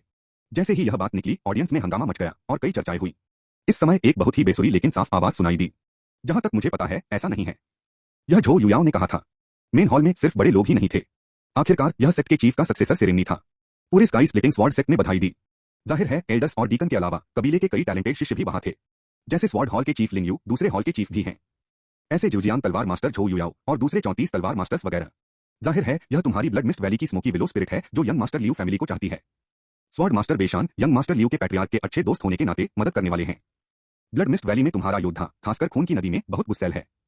मेरा भी तलवार मास्टर बेशान को मारने का इरादा है। क्यों तुम्हें मारने की इजाजत है और दूसरों को विरोध करने की इजाजत नहीं है? झो युयाओ ने गुस्से से कहा। छोटी लड़की कहा है, बकवास करने की तुम्हारी बारी कब है? ब्लड चेंगे ठंडे स्वर में चिल्लाया। झो युयाओ बस कुछ कहना चाहता था। एक तरफ एक अधेड़ उम्र के आदमी ने डांटा, युयाओ चुप रहो। वह अधेड़ उम्र का आदमी जुजियान तलवार मास्टर की पिछली पीढ़ी का है। बेशक वह अब सेक्ट के बुजुर्गों में से एक। मैं झो युयाओ मना करना चाहता था, लेकिन उस अधेड़ उम्र के आदमी की ठंडी आंखों ने उसे रोक दिया। ब्लड वैली के लॉर्ड ने मजाक उड़ाया और मुरोंग जियाओ को खींच कर ले गया। यह औरत ब्लड मिस्ट वैली में मेरे दूसरे बुजुर्ग की शिष्या है। लियू परिवार के मामले में मैं किस्मत से बच निकला और स्वॉर्ड मास्टर बेशान के जहरीले हाथ से बच निकला। उसने उस दिन स्वॉर्ड मास्टर बेशान की सख्ती, दबदबा और क्रूरता देखी। तुम झूठ को कैसे मना कर सकते हो? जैसे ही लॉर्ड ब्लड वैली ने कहा, सबकी नजरें जियाओ यी पर टिक गईं। उसी समय लॉर्ड ने गहरी आवाज में कहा, ब्लड वैली मास्टर, बेचैन मत हो, अगर यह बात सच में वही है जो तुमने कहा था, मेरा स्काई स्प्लिटिंग स्वॉर्ड सेक्ट कभी नहीं छिपेगा। उसके बाद लॉर्ड गुस्से से चिल्लाया, जियाओ यी, ब्लड वैली लॉर्ड की बातें सच हैं या झूठ? जियाओ यी ने त्योरियां चढ़ाई और उसके दिल में कुछ गड़बड़ थी। इस समय उसने साफ तौर पर सेक्ट मास्टर के चेहरे पर अनजाने में एक मुस्कान देखी। आसपास के बुजुर्गों, जिनमें बड़ी सेनाओं के बड़े लोग भी शामिल थे, ने ठंडे चेहरे दिखाए। पहले और चैप्टर 448, कुछ नहीं करना, सुजरेन की बातों का सामना करना। जियाओ यी ने पहले आंखें सिकोड़ी और फिर कहा, सेक्ट मास्टर क्या सोचते हैं? यह कहकर जियाओ यी ने अपने आसपास मौजूद सेक्ट के बड़ों की तरफ देखा। बुजुर्ग क्या सोचते हैं? अगर मैं कहूं कि ऐसा नहीं है, क्या तुम मुझ पर, सबसे ताकतवर तलवार मास्टर पर, या किसी बाहरी आदमी की बातों पर यकीन करते हो? सेक्ट मास्टर ने ठंडे स्वर में कहा, जियाओ यी, तुम्हारा क्या मतलब है? हमें बिना सोचे समझे काम नहीं करना चाहिए। हमें भाई भतीजा बात करना चाहिए। स्काई स्प्लिटिंग स्वॉर्ड सेक्ट पूरे यानवू किंगडम की मार्शल पवित्र जगह होने के नाते ऐसा कोई प्राइवेट कवर कभी नहीं होना चाहिए जिससे सेक्ट की बेइज्जती हो। मैं तुम्हें सलाह देता हूं कि तुम खुद ही इसे समझाओ। समझाना? मुझे लगता है कि यह सिर्फ उसके लिए बहस करने का जरिया है। मुरुंग जियाओ उदास और गुस्से वाले चेहरे के साथ खड़ी हो गई। ऐसे खूनी विलेन को तुरंत अपनी जान गवा देनी चाहिए। गुस्ताखी कर रहा है, बुजुर्ग ने डांटा। जियाओ ही मेरी पीढ़ी के हेवन स्प्लिटिंग स्वॉर्ड सेक्ट का सबसे ताकतवर तलवारबाज है। अगर तुम कहते हो कि तुम अपनी जान गवाओगे तो तुम अपनी जान कैसे गवा सकते हो? सेक्ट मास्टर ने मजाक उड़ाया। उस दिन क्या हुआ था? लियू परिवार के बाहर बहुत सारे तमाशबीन थे। असल में क्या है? बस पूछो। जियाओ यी तुम्हें नहीं लगता? जियाओ यी ने कुछ नहीं कहा, लेकिन उसका चेहरा ठंडा था। असल में उसने शायद आज जो होने वाला है उसका अंदाजा लगा लिया है। इस समय सेक्ट मास्टर ने मुंह बनाया और कहा, जियाओ यी, क्या तुम समझाने का प्लान नहीं बना रहे हो? दूसरी तरफ मुरोंग जियाओ ने ठंडेपन से कहा, मुझे डर है कि सबूत पक्के हैं, वह इसे समझा नहीं सकता। लॉर्ड ने हाथ हिलाया और कहा, सही और गलत होते हैं और न्याय होता है। जहां तक मुझे पता है उस दिन मौके पर सभी बड़ी ताकतों के ताकतवर लोगों की कोई कमी नहीं थी। तुम लोग इसके बारे में बात करते हो। कई बड़े ताकतवर पैट्रियार्क बाहर खड़े थे। उस दिन हमने अपनी आंखों से देखा कि स्वॉर्ड मास्टर बेशन ने लियू परिवार में बड़ी गड़बड़ी की और स्वागत करने वाली टीम को घायल कर दिया। तरीके बहुत ज्यादा दबंग और बहुत क्रूर हैं। बाद में स्वॉर्ड सेक्ट पीढ़ी के सबसे ताकतवर स्वॉर्ड मास्टर के तौर पर अपनी पहचान पर भरोसा करते हुए उसने कत्लेआम किया। ब्लड मिस्ट वैली योद्धा मरा हुआ और घायल। सच में सेक्ट मास्टर का चेहरा ठंडा पड़ गया। यह सच है, इन पैट्रियार्क ने जल्दी से कहा। अगर स्वॉर्ड सेक्ट के सेक्ट मास्टर को विश्वास नहीं है तो आप दूसरों से पूछ सकते हैं। उस समय बड़े परिवारों के कई योद्धा अभी भी थे। ओह, सेक्ट मास्टर हैरान रह गए और हॉल में आए शेन परिवार के सदस्यों को देखा। शेन परिवार के मुखिया ने भौहें चढ़ाकर कहा, मैं उस दिन वहां नहीं था, मुझे नहीं पता, लेकिन मेरे शेन परिवार का एक एल्डर मौजूद है। एल्डर शेन युआन, पैट्रियार्क की बातें, लेकिन सच? शेन युआन वह व्यक्ति जिसने पिछली बार लियू परिवार को बधाई देने के लिए शेन परिवार को रिप्रेजेंट किया था, वह सिटी गार्ड का डिप्टी कमांडर भी है। शेन युआन की आंखें चमक उठीं, लेकिन आखिर में उसने दांत पीसकर जोर से सिर हिलाया। हाँ। सेक्ट मास्टर ने शब्द सुनकर सिर हिलाया, फिर लिन परिवार की ओर देखा। लिन परिवार के पैट्रियार्क और शेन परिवार के पैट्रियार्क की बातों ने सवाल डिप्टी कमांडर लिन झोंग को सौंप दिया जो उसके साथ आया था। डिप्टी कमांडर लिन झोंग थोड़े बदसूरत लग रहे थे, लेकिन आखिर में उन्होंने भी दांत पीसकर सिर हिलाया। हाँ। तुम झूठ बोल रहे हो। झो युयाओ से रहा नहीं गया और वह बाहर कूद गया। दिग्गज, तुम छोटी लड़की फिर से मुसीबत खड़ी कर रही हो। एक अधेड़ उम्र का आदमी अचानक बाहर आया। अधेड़ उम्र का, जिसका नाम एओ तियान्युन है। यह उस समय के गर्वित परिवार का मालिक है। एओजिया 4 बड़े परिवारों में से एक है। साथ ही एओजिया टोंगटियन टॉवर के पीछे का व्यक्ति है। सीधे शब्दों में कहें तो एओजिया शाही राजधानी के 4 बड़े परिवारों में से एक है और शाही राजधानी का सबसे ताकतवर बिजनेस परिवार है। और एओ तियान्युन खुद हालांकि सबसे ताकतवर नहीं है, लेकिन वह भी बाद के तियान्युआन क्षेत्र में एक पुराने पावर हाउस हैं। इस समय एओ तियान्युन ने गुस्से में कहा, मैं भी उस दिन लियू फैमिली के सामने लड़ रहा था। यह बिल्कुल वैसा ही है जैसा पैट्रियार्क ने कहा है। स्वॉर्ड मास्टर बेशान बहुत दबंग फैमिली के स्वागत के लिए बहुत शोर मचा रहा है। इस घटना के बाद मैंने अपना गुस्सा निकाल दिया। लियू फैमिली और ब्लड मिस्ट वैली के अगले वारिसों की शानदार शादी बर्बाद हो गई। यह एक घिनौना जुर्म है। तुमने पाद मारा है। झो युयाओ दहाड़ा, तुम उस दिन वहां बिल्कुल नहीं थे। गुस्ताखी, एओ तियान्युन ने ठंडे स्वर में डांटा। छोटी लड़की, तुम्हारा क्या मतलब है कि मुझे 4 शानदार परिवारों में से एक के पैट्रियार्क पर गर्व है? क्या तुम इस बड़े कोर्ट में झूठ बोलोगी? झूठ तो झूठ है, इसका स्टेटस से क्या लेना देना है? झो युयाओ ने जवाब दिया। फिर लियू परिवार की तरफ देखते हुए कहा, आपने जो कहा वह मायने नहीं रखता। लियू परिवार ही इसमें शामिल है। वे सच को सबसे अच्छे से जानते हैं। ओह, क्या ऐसा है? सेक्ट मास्टर मुस्कुराए। अगर कोई जियाओ यी की बेगुनाही साबित कर सके और यह साबित कर सके कि जियाओ यी ने ऐसा कुछ नहीं किया जिससे सेक्ट की इज्जत को ठेस पहुंचे, तो यह सबसे अच्छा होगा। एल्डर लियू, आप क्या सोचते हैं? जो लोग सेरेमनी में शामिल होने आए थे उनके लिए इस बार लियू परिवार से पैट्रियार्क नहीं आए, सिर्फ 2 एल्डर आए। यह कहकर सेक्ट मास्टर ने एल्डर लियू को घूरा। उसकी आंखों में एक अलग मतलब था। लियू के 2 बूढ़े पुरखों के चेहरे बहुत बदसूरत थे और उनके एक्सप्रेशन बहुत उलझे हुए लग रहे थे। सॉवरेन हंसा, 2 एल्डर, प्लीज सच बताओ। चिंता मत करो, मेरा हेवन स्प्लिटिंग स्वॉर्ड सेक्ट हमेशा से फेयर रहा है। बाद में किसी भी घटिया इंसान को तुम्हें परेशान मत करने देना। बात यह है कि तुम्हें सच बोलना है। फैक्ट शब्द ने सॉवरेन को थोड़ा कसकर काट लिया। दोनों बूढ़े एल्डर लियू ने चौंकते हुए सिर हिलाया। पैट्रियार्क जो कहते हैं वह कुछ भी झूठ नहीं है। झो युयाओ का चेहरा तुरंत बदल गया। जिसने इसे अपनी आंखों से देखा था, जाहिर है वह फैक्ट्स जानती थी। अब लियू परिवार की बातों और रवैये ने उसे चौंका दिया है। लियू परिवार, तुम ऐसा कैसे कर सकते हो? झो युयाओ ने अपनी मुट्ठियां भींच ली, दांत भींच लिए। एक तरफ जुजियांग स्वॉर्ड मास्टर की पिछली पीढ़ी ने उसे पहले ही जबरदस्ती कैद कर लिया था। सेक्ट मास्टर, पैट्रियार्क, मेरा जूनियर थोड़ा बदतमीज है। अभी नाराज मत हो। जुजियांग स्वॉर्ड मास्टर की पिछली पीढ़ी ने वहां मौजूद लोगों को हाथ झुकाकर सलाम किया। सेक्ट मास्टर ने सिर हिलाया और कहा, एल्डर झो को ऐसा होने की जरूरत नहीं है। उसके बाद लॉर्ड ने जियाओ यी की तरफ देखा। जियाओ यी, अब तुम्हें और क्या कहना है? उस दिन लड़ाई देखने वाले सभी लोग तुम्हें सही बता रहे हैं। सभी पैट्रियार्क, साथ ही 4 बड़े परिवारों के पावर हाउस भी। क्योंकि यह सबूतों का पहाड़ है, इसलिए मेरा हेवनली स्प्लिटिंग स्वॉर्ड सेक्ट तुम्हें नहीं बचा सकता। तुम सबसे ताकतवर तलवार मास्टर के तौर पर अपनी पहचान रखते हो और तुम लापरवाही से काम करोगे और कुछ समय के लिए मारोगे। इसके नतीजे तुम्हें भुगतने चाहिए, न कि सेक्ट को नीचे गिराना और सेक्ट की रेपुटेशन खराब करना। मैं ऐलान करता हूं कि जियाओ यी से उसी समय सबसे ताकतवर तलवार मास्टर का टाइटल छीन लिया जाएगा। तुम बड़ों को कोई एतराज है? सेकेंडरी। वहां मौजूद सभी जियांजोंग बड़ों ने हामी हामी लाई। मुझे एतराज है। बड़े एल्डर खड़े हो गए। बड़े एल्डर ने जियाओ यी का हाथ खींचा और कहा, तुम बच्ची बोल रही हो। बूढ़े आदमी को कभी यकीन नहीं होता कि तुम इतने विलेन हो। जियाओ यी पूरे समय चुप रहा। इस समय उसने ठंडे स्वर में कहा, मैं क्या कहूं? मैं क्या कह सकता हूं? मैंने अभी पूछा, बड़ों, क्या आप मेरी बातों पर विश्वास करते हैं या बाहर वालों की बातों पर? जाहिर है आप बड़े लोग बाहर वालों पर विश्वास करना चुनते हैं, क्योंकि मेरा इरादा मुझ पर विश्वास करने का नहीं था। मैं क्या कह सकता हूं? क्या फायदा? अगर आप कोई जुर्म जोड़ना चाहते हैं तो इसमें कुछ भी गलत नहीं है। अगर आप चीजों को मुश्किल बनाना चाहते हैं तो मैं हर तरह से समझा दूं, आप क्या कर सकते हैं। जियाओ यी के आखिरी शब्दों ने सेक्ट मास्टर और बड़ों को ठंडी नजरों से घूरा। वे ठंडी आंखें तेज हैं। उसने बहुत पहले ही चीजों के होने का अंदाजा लगा लिया था। तथाकथित 3 दिन इंतजार करना कोई जवाब नहीं है। बस सेक्ट मास्टर बाई मोहन के जाने का इंतजार कर रहे हैं। बाई मोहन का फायदा उठाकर सेक्ट का चीफ बन जाओ और आज की किंग कैपिटल की ताकत का फायदा उठाकर इकट्ठा हो जाओ। जबरदस्ती उससे सबसे मजबूत तलवार मास्टर का टाइटल छीन लिया गया। सबसे मजबूत तलवार मास्टर तलवार पंथ के इतिहास में सबसे जोड़ी पहचानों में से एक। भले ही वह सुजरेन हो, भले ही पंथ के सभी बड़े लोग उसे मंजूर करते हों, उसे आसानी से छीना नहीं जा सकता। लेकिन अगर आप पंथ की बेइज्जती करने का जुर्म जोड़ दें, यह बदनामी जोड़ दें कि सभी लोग और देवता नाराज हैं और सभी ताकतों को सजा मिलनी चाहिए, सब कुछ बहुत आसान हो गया है। बाई मोहन के ब्लड यदान को बेहतर बनाने का मामला। राजधानी के अंदर लगभग 90% ताकतें बड़ी और छोटी चुपके से उसकी मदद कर रही हैं। इस हॉल में सिर्फ कुछ बड़े लोग ही इस मामले से जुड़े नहीं हैं, जैसे लिन परिवार, शेन परिवार और लियू परिवार। इन तीनों को छोड़कर बाकी लोग 15 साल से बाई मोहन के सीक्रेट सपोर्टर रहे हैं। जियाओ यी को आज इस घटना की उम्मीद थी। आखिरकार वे नहीं चाहते कि वह बाधा डाले और बाई मोहन के साथ ऐसी हरकतें करता रहे। और वे सेक्ट के बड़े, वे सीनियर जिनकी पहले सब तारीफ करते थे। इस समय जियाओ यी की नजर में यह बहुत बदसूरत और घिनौना था। बुजुर्ग डुआन युन समेत वे बस अपनी आंखें बंद करके सो रहे थे और अपने लिए कुछ भी ठीक नहीं कह रहे थे। जियाओ यी ठंडी मुस्कान के साथ बोला, शुरू में मुझे लगता था कि स्काई स्प्लिटिंग स्वॉर्ड सेक्ट पूरे यानबू किंगडम की मार्शल पवित्र भूमि है, वह पहले वाला सेक्ट। इसलिए मुझे हमेशा आधी उम्मीद और सोच रही है। लेकिन अब लगता है कि मैं गलत था, बहुत गलत।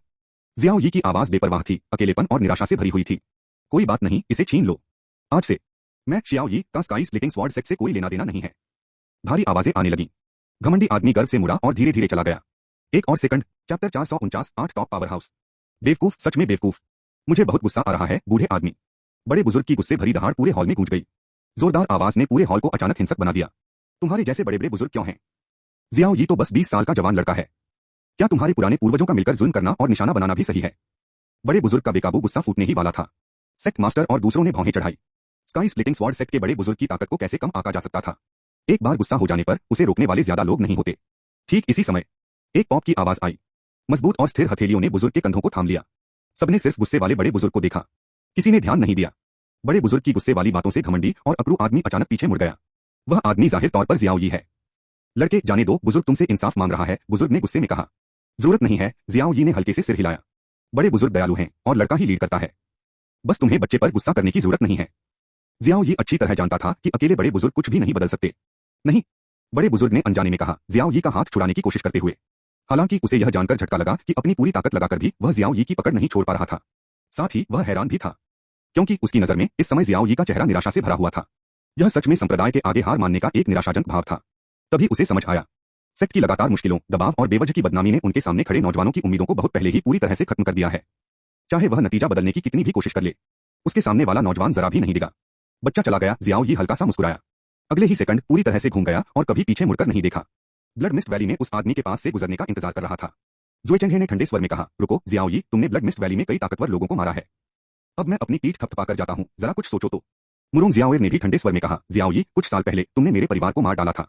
मेरे लोग, मेरे रिश्तेदार सब तुम्हारे हाथों मारे गए। कुछ साल बाद मेरे इकलौते रिश्तेदार, मेरे मालिक का तुमने एक बार फिर मर्डर कर दिया।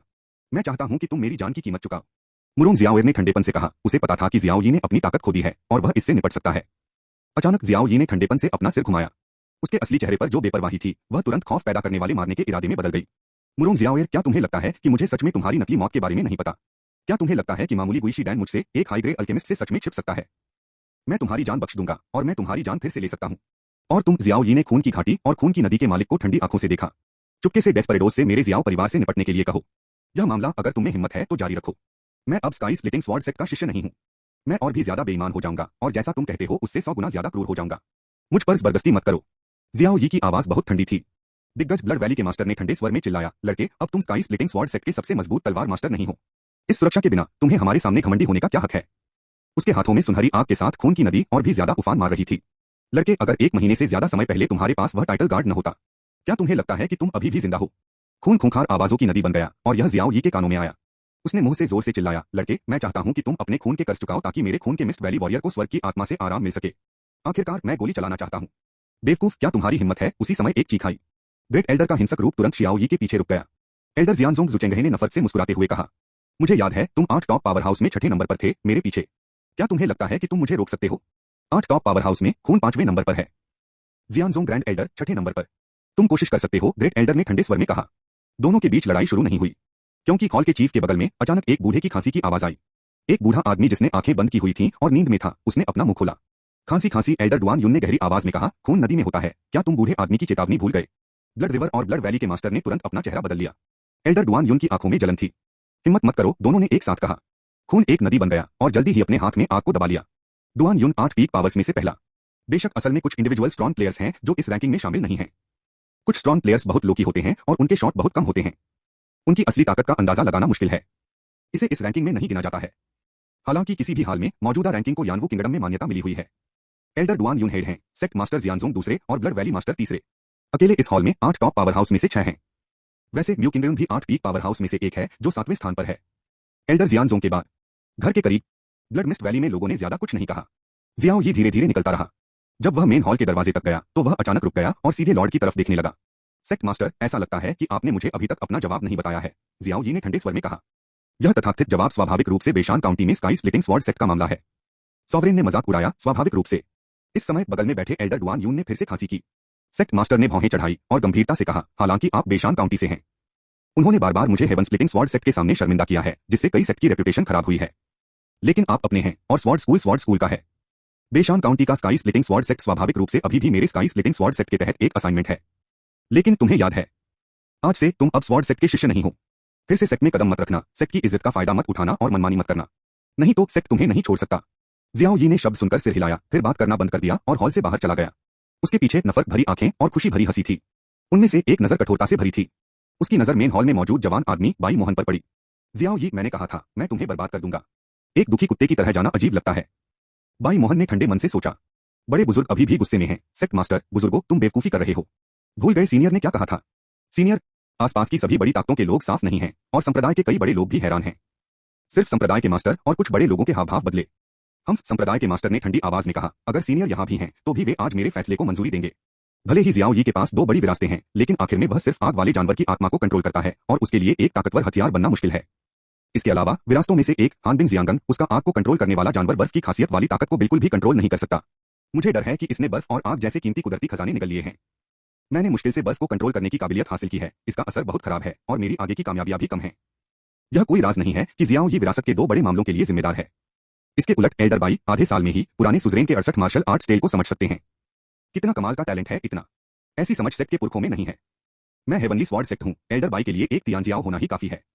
यह तियानजियाओ चिलचिलाती धूप की तरह धीरे धीरे उगता है और भविष्य अनलिमिटेड है। आसपास की सेनाओं के बड़े लोगों के साथ साथ सेक्ट के बुजुर्गों ने भी सहमति में सिर हिलाया। बड़े बुजुर्ग के चेहरे पर एक स्ट्रीम देखना मुश्किल था। वह कुछ कहना चाहते थे। वह अपने सामने इन विजी लोगों जियाओ यी को बताना चाहते थे जो सभी मार्शल आर्ट्स टेल को भी समझते थे। और यह मास्टर टेल से ज्यादा मजबूत और गूढ़ है। और इसमें 1 महीने से भी कम समय लगा। लेकिन उसकी हिम्मत नहीं हुई कहने की, क्योंकि सीनियर जियान जी ने उसे इसे फैलाना नहीं सिखाया था। और इसकी कीमत यह है कि इन जीतने वाले लोगों ने सेक्ट की असली उम्मीद को छीन लिया है। निराश होकर जा रहा है। हॉल के बाहर जियाओ यी धीरे धीरे चला गया। पीछे अभी भी जोरदार बधाई की आवाज आ रही थी। एल्डर बाई को सेक्ट का चीफ बनने के लिए बधाई। इस उम्र में तियानयुआन के 5 कल्टीवेशन बेस हैं। समय के साथ जब उसने तियानयुआन की 9वीं लेयर में कदम रखा तो उसने ऑफिशियली सुप्रीम मास्टर का पद संभाला। उस समय स्काई स्प्लिटिंग स्वॉर्ड सेक्ट और भी ज्यादा प्रेस्टिजियस और ऊंचा होगा।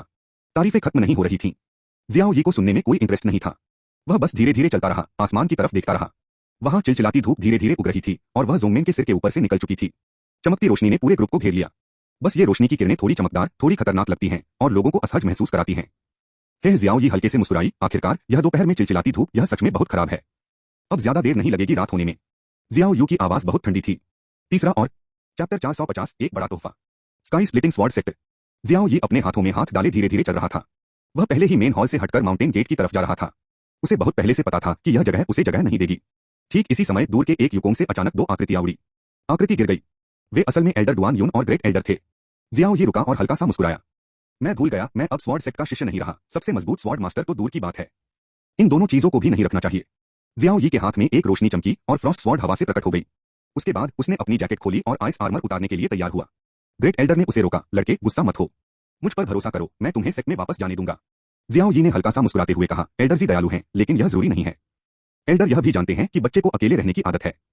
इस स्वॉर्ड सेक्ट के शिष्य की पहचान के बिना मैं ज्यादा आरामदायक हूँ। यह कहकर उसने अपना आइस आर्मर उतार दिया। फ्रॉस्ट स्वॉर्ड और फ्रॉस्ट आर्मर दे दो। साइड में खड़ा डुआन यून थोड़ा दोषी लग रहा था और बोला, लड़के तुम मुझे दोष दे रहे हो कि मैंने अभी तुम्हारे लिए बात नहीं की। नहीं, जियाओ यी ने अपना सिर हिलाया। मैं एल्डर डुआन यून का कैरेक्टर जानता हूँ। तुम हमेशा सेक्ट के लिए समर्पित रहे हो और तुमने हमेशा सेक्ट को पहले रखा है। बाई मोहन ने आज जो टैलेंट दिखाया है वह दुनिया में बेमिसाल है। जोंगमेन के लिए वह 100 जियाओ यी से ज्यादा काम का है। एल्डर डुआन युन अपनी तरफ से खड़े हैं, मैं समझ सकता हूँ। आखिरकार अगर मैं सेक्ट का एल्डर होता तो मैं भी ऐसा ही करता। शियाओ यी की बातों में जरा भी गुस्सा नहीं था, जैसे वे बस किसी आसान चीज के बारे में बात कर रहे हों। डुआन युन ने अपना सिर हिलाया, आह भरी, और कहा, यह बस एक वजह है। आइस आर्मर और फ्रॉस्ट स्वॉर्ड, तुम इसे अपने पास रखो। भले ही तुमसे सबसे मजबूत स्वॉर्ड मास्टर का टाइटल छीन लिया गया हो, लेकिन तुम्हारे पास दो बड़ी विरासतें हैं। यह एक पक्का सच है। तुम सीनियर स्वॉर्ड डेमन के नाम के भी चेले हो। फ्रॉस्ट स्वॉर्ड तुम्हें अपनी काबिलियत से मिली है, और यह तुम्हें पहले के सबसे मजबूत स्वॉर्ड मास्टर ने दी थी। कोई इसे वापस नहीं ले सकता। शियाओ यी ने अपना सिर हिलाया, कुछ कहना चाहता था। डुआन युन ने पहले ही कहा, इसे वहीं रखना, भविष्य में जब सेक्ट में कोई नया सबसे मजबूत तलवार मास्टर होगा, तुम इसे नए सबसे मजबूत तलवार मास्टर को सौंप दोगे। बुरा नहीं, एल्डर ने कहा, इन दोनों चीजों को कंट्रोल करने की पावर किसी के पास नहीं है, पूरे सेक्ट के पास। किसी को भी इसे वापस लेने का हक नहीं है। इसे कुछ समय के लिए रखो और बाद में लौटा दो। यह तुम्हारी दो बड़ी विरासतों की जिम्मेदारी है। जियाओ यी ने भौहें चढ़ाई, थोड़ी देर सिर हिलाया। आइस आर्मर और फ्रॉस्ट स्वॉर्ड वापस लेते हुए जियाओ यी झुका और मुड़कर जाने के लिए तैयार हुआ। लड़के, तुम कहां जा रहे हो? एल्डर डुआन युन ने अचानक गहरी आवाज में पूछा। जियाओ यी ने थोड़ी भौहें चढ़ाई और कहा, एल्डर डुआन युन ऐसे क्यों पूछ रहे हैं? डुआन युन ने अपनी आंखें सिकोड़ी और कहा, बस पूछ लो। जियाओ यी ने बेपरवाही से कहा, थोड़ी देर में मैं राजधानी में ही रहूंगा। बच्चे को अभी भी कुछ जरूरी काम निपटाने हैं। क्या यह जरूरी है? डुआन युन ने मुंह बनाया और कहा, मुझे डर है तुम एल्डर बाई के राजों की जांच करते रहना चाहते हो। शायद या शायद नहीं, जियाओ यी ने कोई वादा नहीं किया। डुआन युन ने गंभीरता से कहा, आज राजधानी में मत रुको, जल्दी निकल जाओ। क्यों? जियाओ यी ने मुंह बनाया। डुआन युन ने गंभीरता से कहा, सिर्फ इतना ही नहीं है कि हेवनली स्वॉर्ड सेक्ट तुम्हें बर्दाश्त नहीं कर सकता, पूरी रॉयल कैपिटल भी तुम्हें जगह नहीं दे सकती। तुमने आज बड़ी ताकतों का रवैया देखा है। दो घाटियों का एक मामला, चार बड़े परिवार, बड़ी और छोटी ताकतें, तुम्हें रॉयल कैपिटल में रहने की इजाजत नहीं है। बूढ़े आदमी की बात सुनो, आज रॉयल कैपिटल छोड़ दो और कभी वापस मत आना। बूढ़ा आदमी अपनी जान बचाता है। जब तक तुम राजधानी छोड़ने को तैयार हो, बूढ़ा आदमी वादा करता है कि भविष्य में कोई तुम्हें परेशान करने की हिम्मत नहीं करेगा। जियाओ यी मुस्कुराया और कुछ नहीं बोला। वह बस मुड़ा और बिना पीछे देखे चला गया।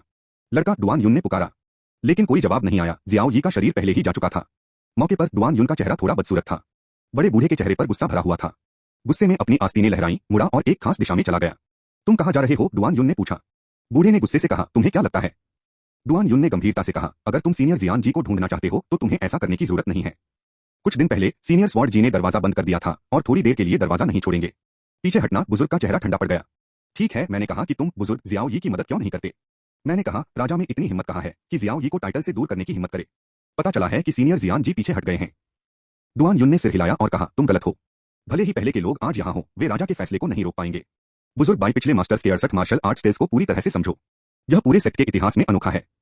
इतने टैलेंट और जबरदस्त काबिलियत के साथ सीनियर जियान जी भी उसके साथ खड़े होंगे। बड़े बुजुर्ग ने इसे अनसुना कर दिया और जाने के लिए तैयार हो गए। डुआन युन ने नाक सिकोड़ी, अगर तुम सच में शियाओ यी के लिए अच्छे हो तो उसे जल्द से जल्द कैपिटल छोड़ने के लिए मनाओ। नहीं तो अगर वह रॉयल कैपिटल में रहने की जिद करता है तो नतीजे न सिर्फ दुखद होंगे, यह मौत है।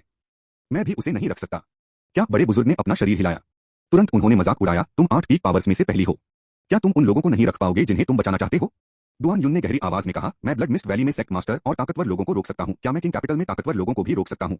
क्या तुम भूल गए कि 15 साल पहले क्या हुआ था? डुआन युन का लहजा बहुत गंभीर हो गया। तुम उस आदमी की उस समय की काबिलियत किसी और से बेहतर जानते हो। वह ब्लड मिस्ट वैली को खून से धो सकता है और पूरी ब्लड मिस्ट वैली की पुरानी पीढ़ी के ताकतवर लोगों को मौत के घाट उतार सकता है। लेकिन आखिर में उसे दुखी होकर रॉयल कैपिटल छोड़ने के लिए मजबूर होना पड़ा। डुआन युन ने दांत पीसते हुए कहा, उस समय के बड़े भाई, लेकिन 15 साल के अभी अभी मशहूर हुए थे, और आज के बड़े भाई पूरे जोश में हैं। रॉयल कैपिटल में बड़ी ताकतें अब उन्हें चुपके से सपोर्ट करने जितनी आसान नहीं रही। जब बड़े बुजुर्ग ने यह सुना तो उनका चेहरा एकदम बदल गया। डुआन युन ने कहा गंभीरता से, मुझ पर भरोसा करो, जल्दी से जियाओ यी को जाने के लिए मनाओ। बूढ़ा आदमी उसे सुरक्षित रख सकता है, नहीं तो 1 महीने के अंदर वह राजधानी में मर जाएगा। उसके बाद डुआन युन मुड़ा और चला गया। पहाड़ के गेट पर जियाओ यी बस यहाँ टहल रहा था। दोनों गेटकीपरों को पता लग गया था कि उससे सबसे ताकतवर तलवार मास्टर का टाइटल छीन लिया गया है। तलवार मास्टर बेशान, अरे नहीं जियाओ यी, अगर तुम आज चले जाते हो तो हमें जाने का समय रिकॉर्ड करने की जरूरत नहीं है। हमें स्कूल लौटने पर अनिश्चित शब्द लिखने की भी जरूरत नहीं है। आखिरकार अब तुम एक सेक्ट के शिष्य नहीं हो। जियाओ यी का चेहरा ठंडा था, लेकिन उसने ज्यादा कुछ नहीं कहा। वह खुद के बारे में सोचते हुए सेक्ट से चला गया। पहाड़ के गेट के बाहर जियाओ यी हल्के से चला गया। हालांकि कुछ मिनट बाद एक आकृति अचानक उसका रास्ता रोक दिया। वह चेहरा धूल से भरा, सुंदर और खूबसूरत है। वह चेहरा बाई जे हैंडसम, बेदाग, परफेक्ट, जैसे कोई धरती से उतर रहा हो। वह बाई मोहन था। बाई मोहन, जियाओ यी ने बेपरवाही से कहा। जूनियर ब्रदर जियाओ यी, बाई मोहन हल्के से हंसा। मैं तुम्हें जूनियर ब्रदर ही कहना चाहूंगा, तुम्हें पता होना चाहिए कि मैं कहां से आया हूं। पिछली बार जब मैं मिला था तो मैंने कहा था, अगर तुम अपनी दुश्मनी छोड़ने को तैयार हो तो हम दोस्त बन सकते हैं, बहुत अच्छे दोस्त। लेकिन मैंने तुम्हें पिछली बार एक मौका दिया था, लेकिन तुम उसे संभाल कर नहीं रखना चाहते। इस बार तुम सिर्फ सरेंडर कर सकते हो। सरेंडर? जियाओ यी ने मजाक उड़ाया। बुरा नहीं, बाई मोहन मुस्कुराया, जब तक तुम तैयार हो तुम्हारे पास जो कुछ भी है वह वापस आ जाएगा। सबसे मजबूत तलवारबाज का तुम्हारा टाइटल, तुम्हारा सही रुतबा, इज्जत, सब कुछ, सब कुछ। याद रखना, मैं तुम्हें सिर्फ एक देता हूं आखिरी मौका। बाई मोहन की मुस्कान पहले से ही ठंडी थी। जियाओ यी ने बेपरवाही से मुस्कुराते हुए कहा, बाई मोहन, तुम्हारे पास 5 लेवल का तियान्युआन है। अगर सेक्ट मास्टर सीक्रेट में न होते तो क्या तुम मेरे पास आकर इस तरह बात करने की हिम्मत करते? यह कहकर जियाओ यी ने उस अंधेरी जगह की तरफ देखा जहां साफ तौर पर एक तेज सांस थी। यह सुजरेन है। बाई मोहन का चेहरा ठंडा हो गया। जूनियर ब्रदर जियाओ यी का मतलब था कि वह तैयार नहीं था। जियाओ यी कुछ नहीं बोला और खुद चला गया। ठीक है, बहुत अच्छा। बाई मोहन का चेहरा ठंडा था। आज वह दिन है जब मैंने सेक्ट के चीफ का पद संभाला है। जूनियर ब्रदर जियाओ यी ने मेरे लिए कोई गिफ्ट तैयार नहीं किया। मुझे इसकी परवाह नहीं है और मैंने जूनियर ब्रदर जियाओ यी के लिए सेक्ट छोड़ने का गिफ्ट भी तैयार किया है। हाँ, जियाओ यी भौहें चढ़ाई। मैंने देखा कि बाई मोहन ने एक फाइल निकाली। बाई मोहन ने उसे फेंक दिया। जियाओ यी ने उसे लिया, अपनी आंखें खोली और फिर उसका चेहरा थोड़ा बदल गया। यह जियाओ यान गुवेई के ऑर्थोडॉक्स कमांडर को हटाने का ऑर्डर था। नीचे चीफ का साइन किया हुआ एक ऑटोग्राफ है। जूनियर ब्रदर जियाओ यी इस गिफ्ट से बहुत खुश हैं। हा हा हा हा, बाई मोहन हंसा। बहुत खुश। जियाओ यी का चेहरा ठंडा हो गया और उसके हाथों में तेजी आ गई। पूरा डोजियर तुरंत पाउडर में बदल गया। क्या तुम नाराज हो? बाई मो ने ठंडे स्वर में कहा, ऊपर से सबसे मजबूत तलवारबाज यान गुवेई के ऑर्थोडॉक्स लीडर। कुछ नहीं। इस तरह का टेस्ट बहुत अनकंफर्टेबल है। तुम्हें बहुत घमंड है। जियाओ यी ने उसे बेपरवाही से देखा। उसकी आंखों में जान लेने का इरादा चमक उठा। इस तरह की बेपरवाह आंखें दिखाई दी। मैं अंधेरा हुआ। अचानक भगवान की आभा फूट पड़ी और उसने जियाओ यी को अपनी सांसों से बंद कर लिया।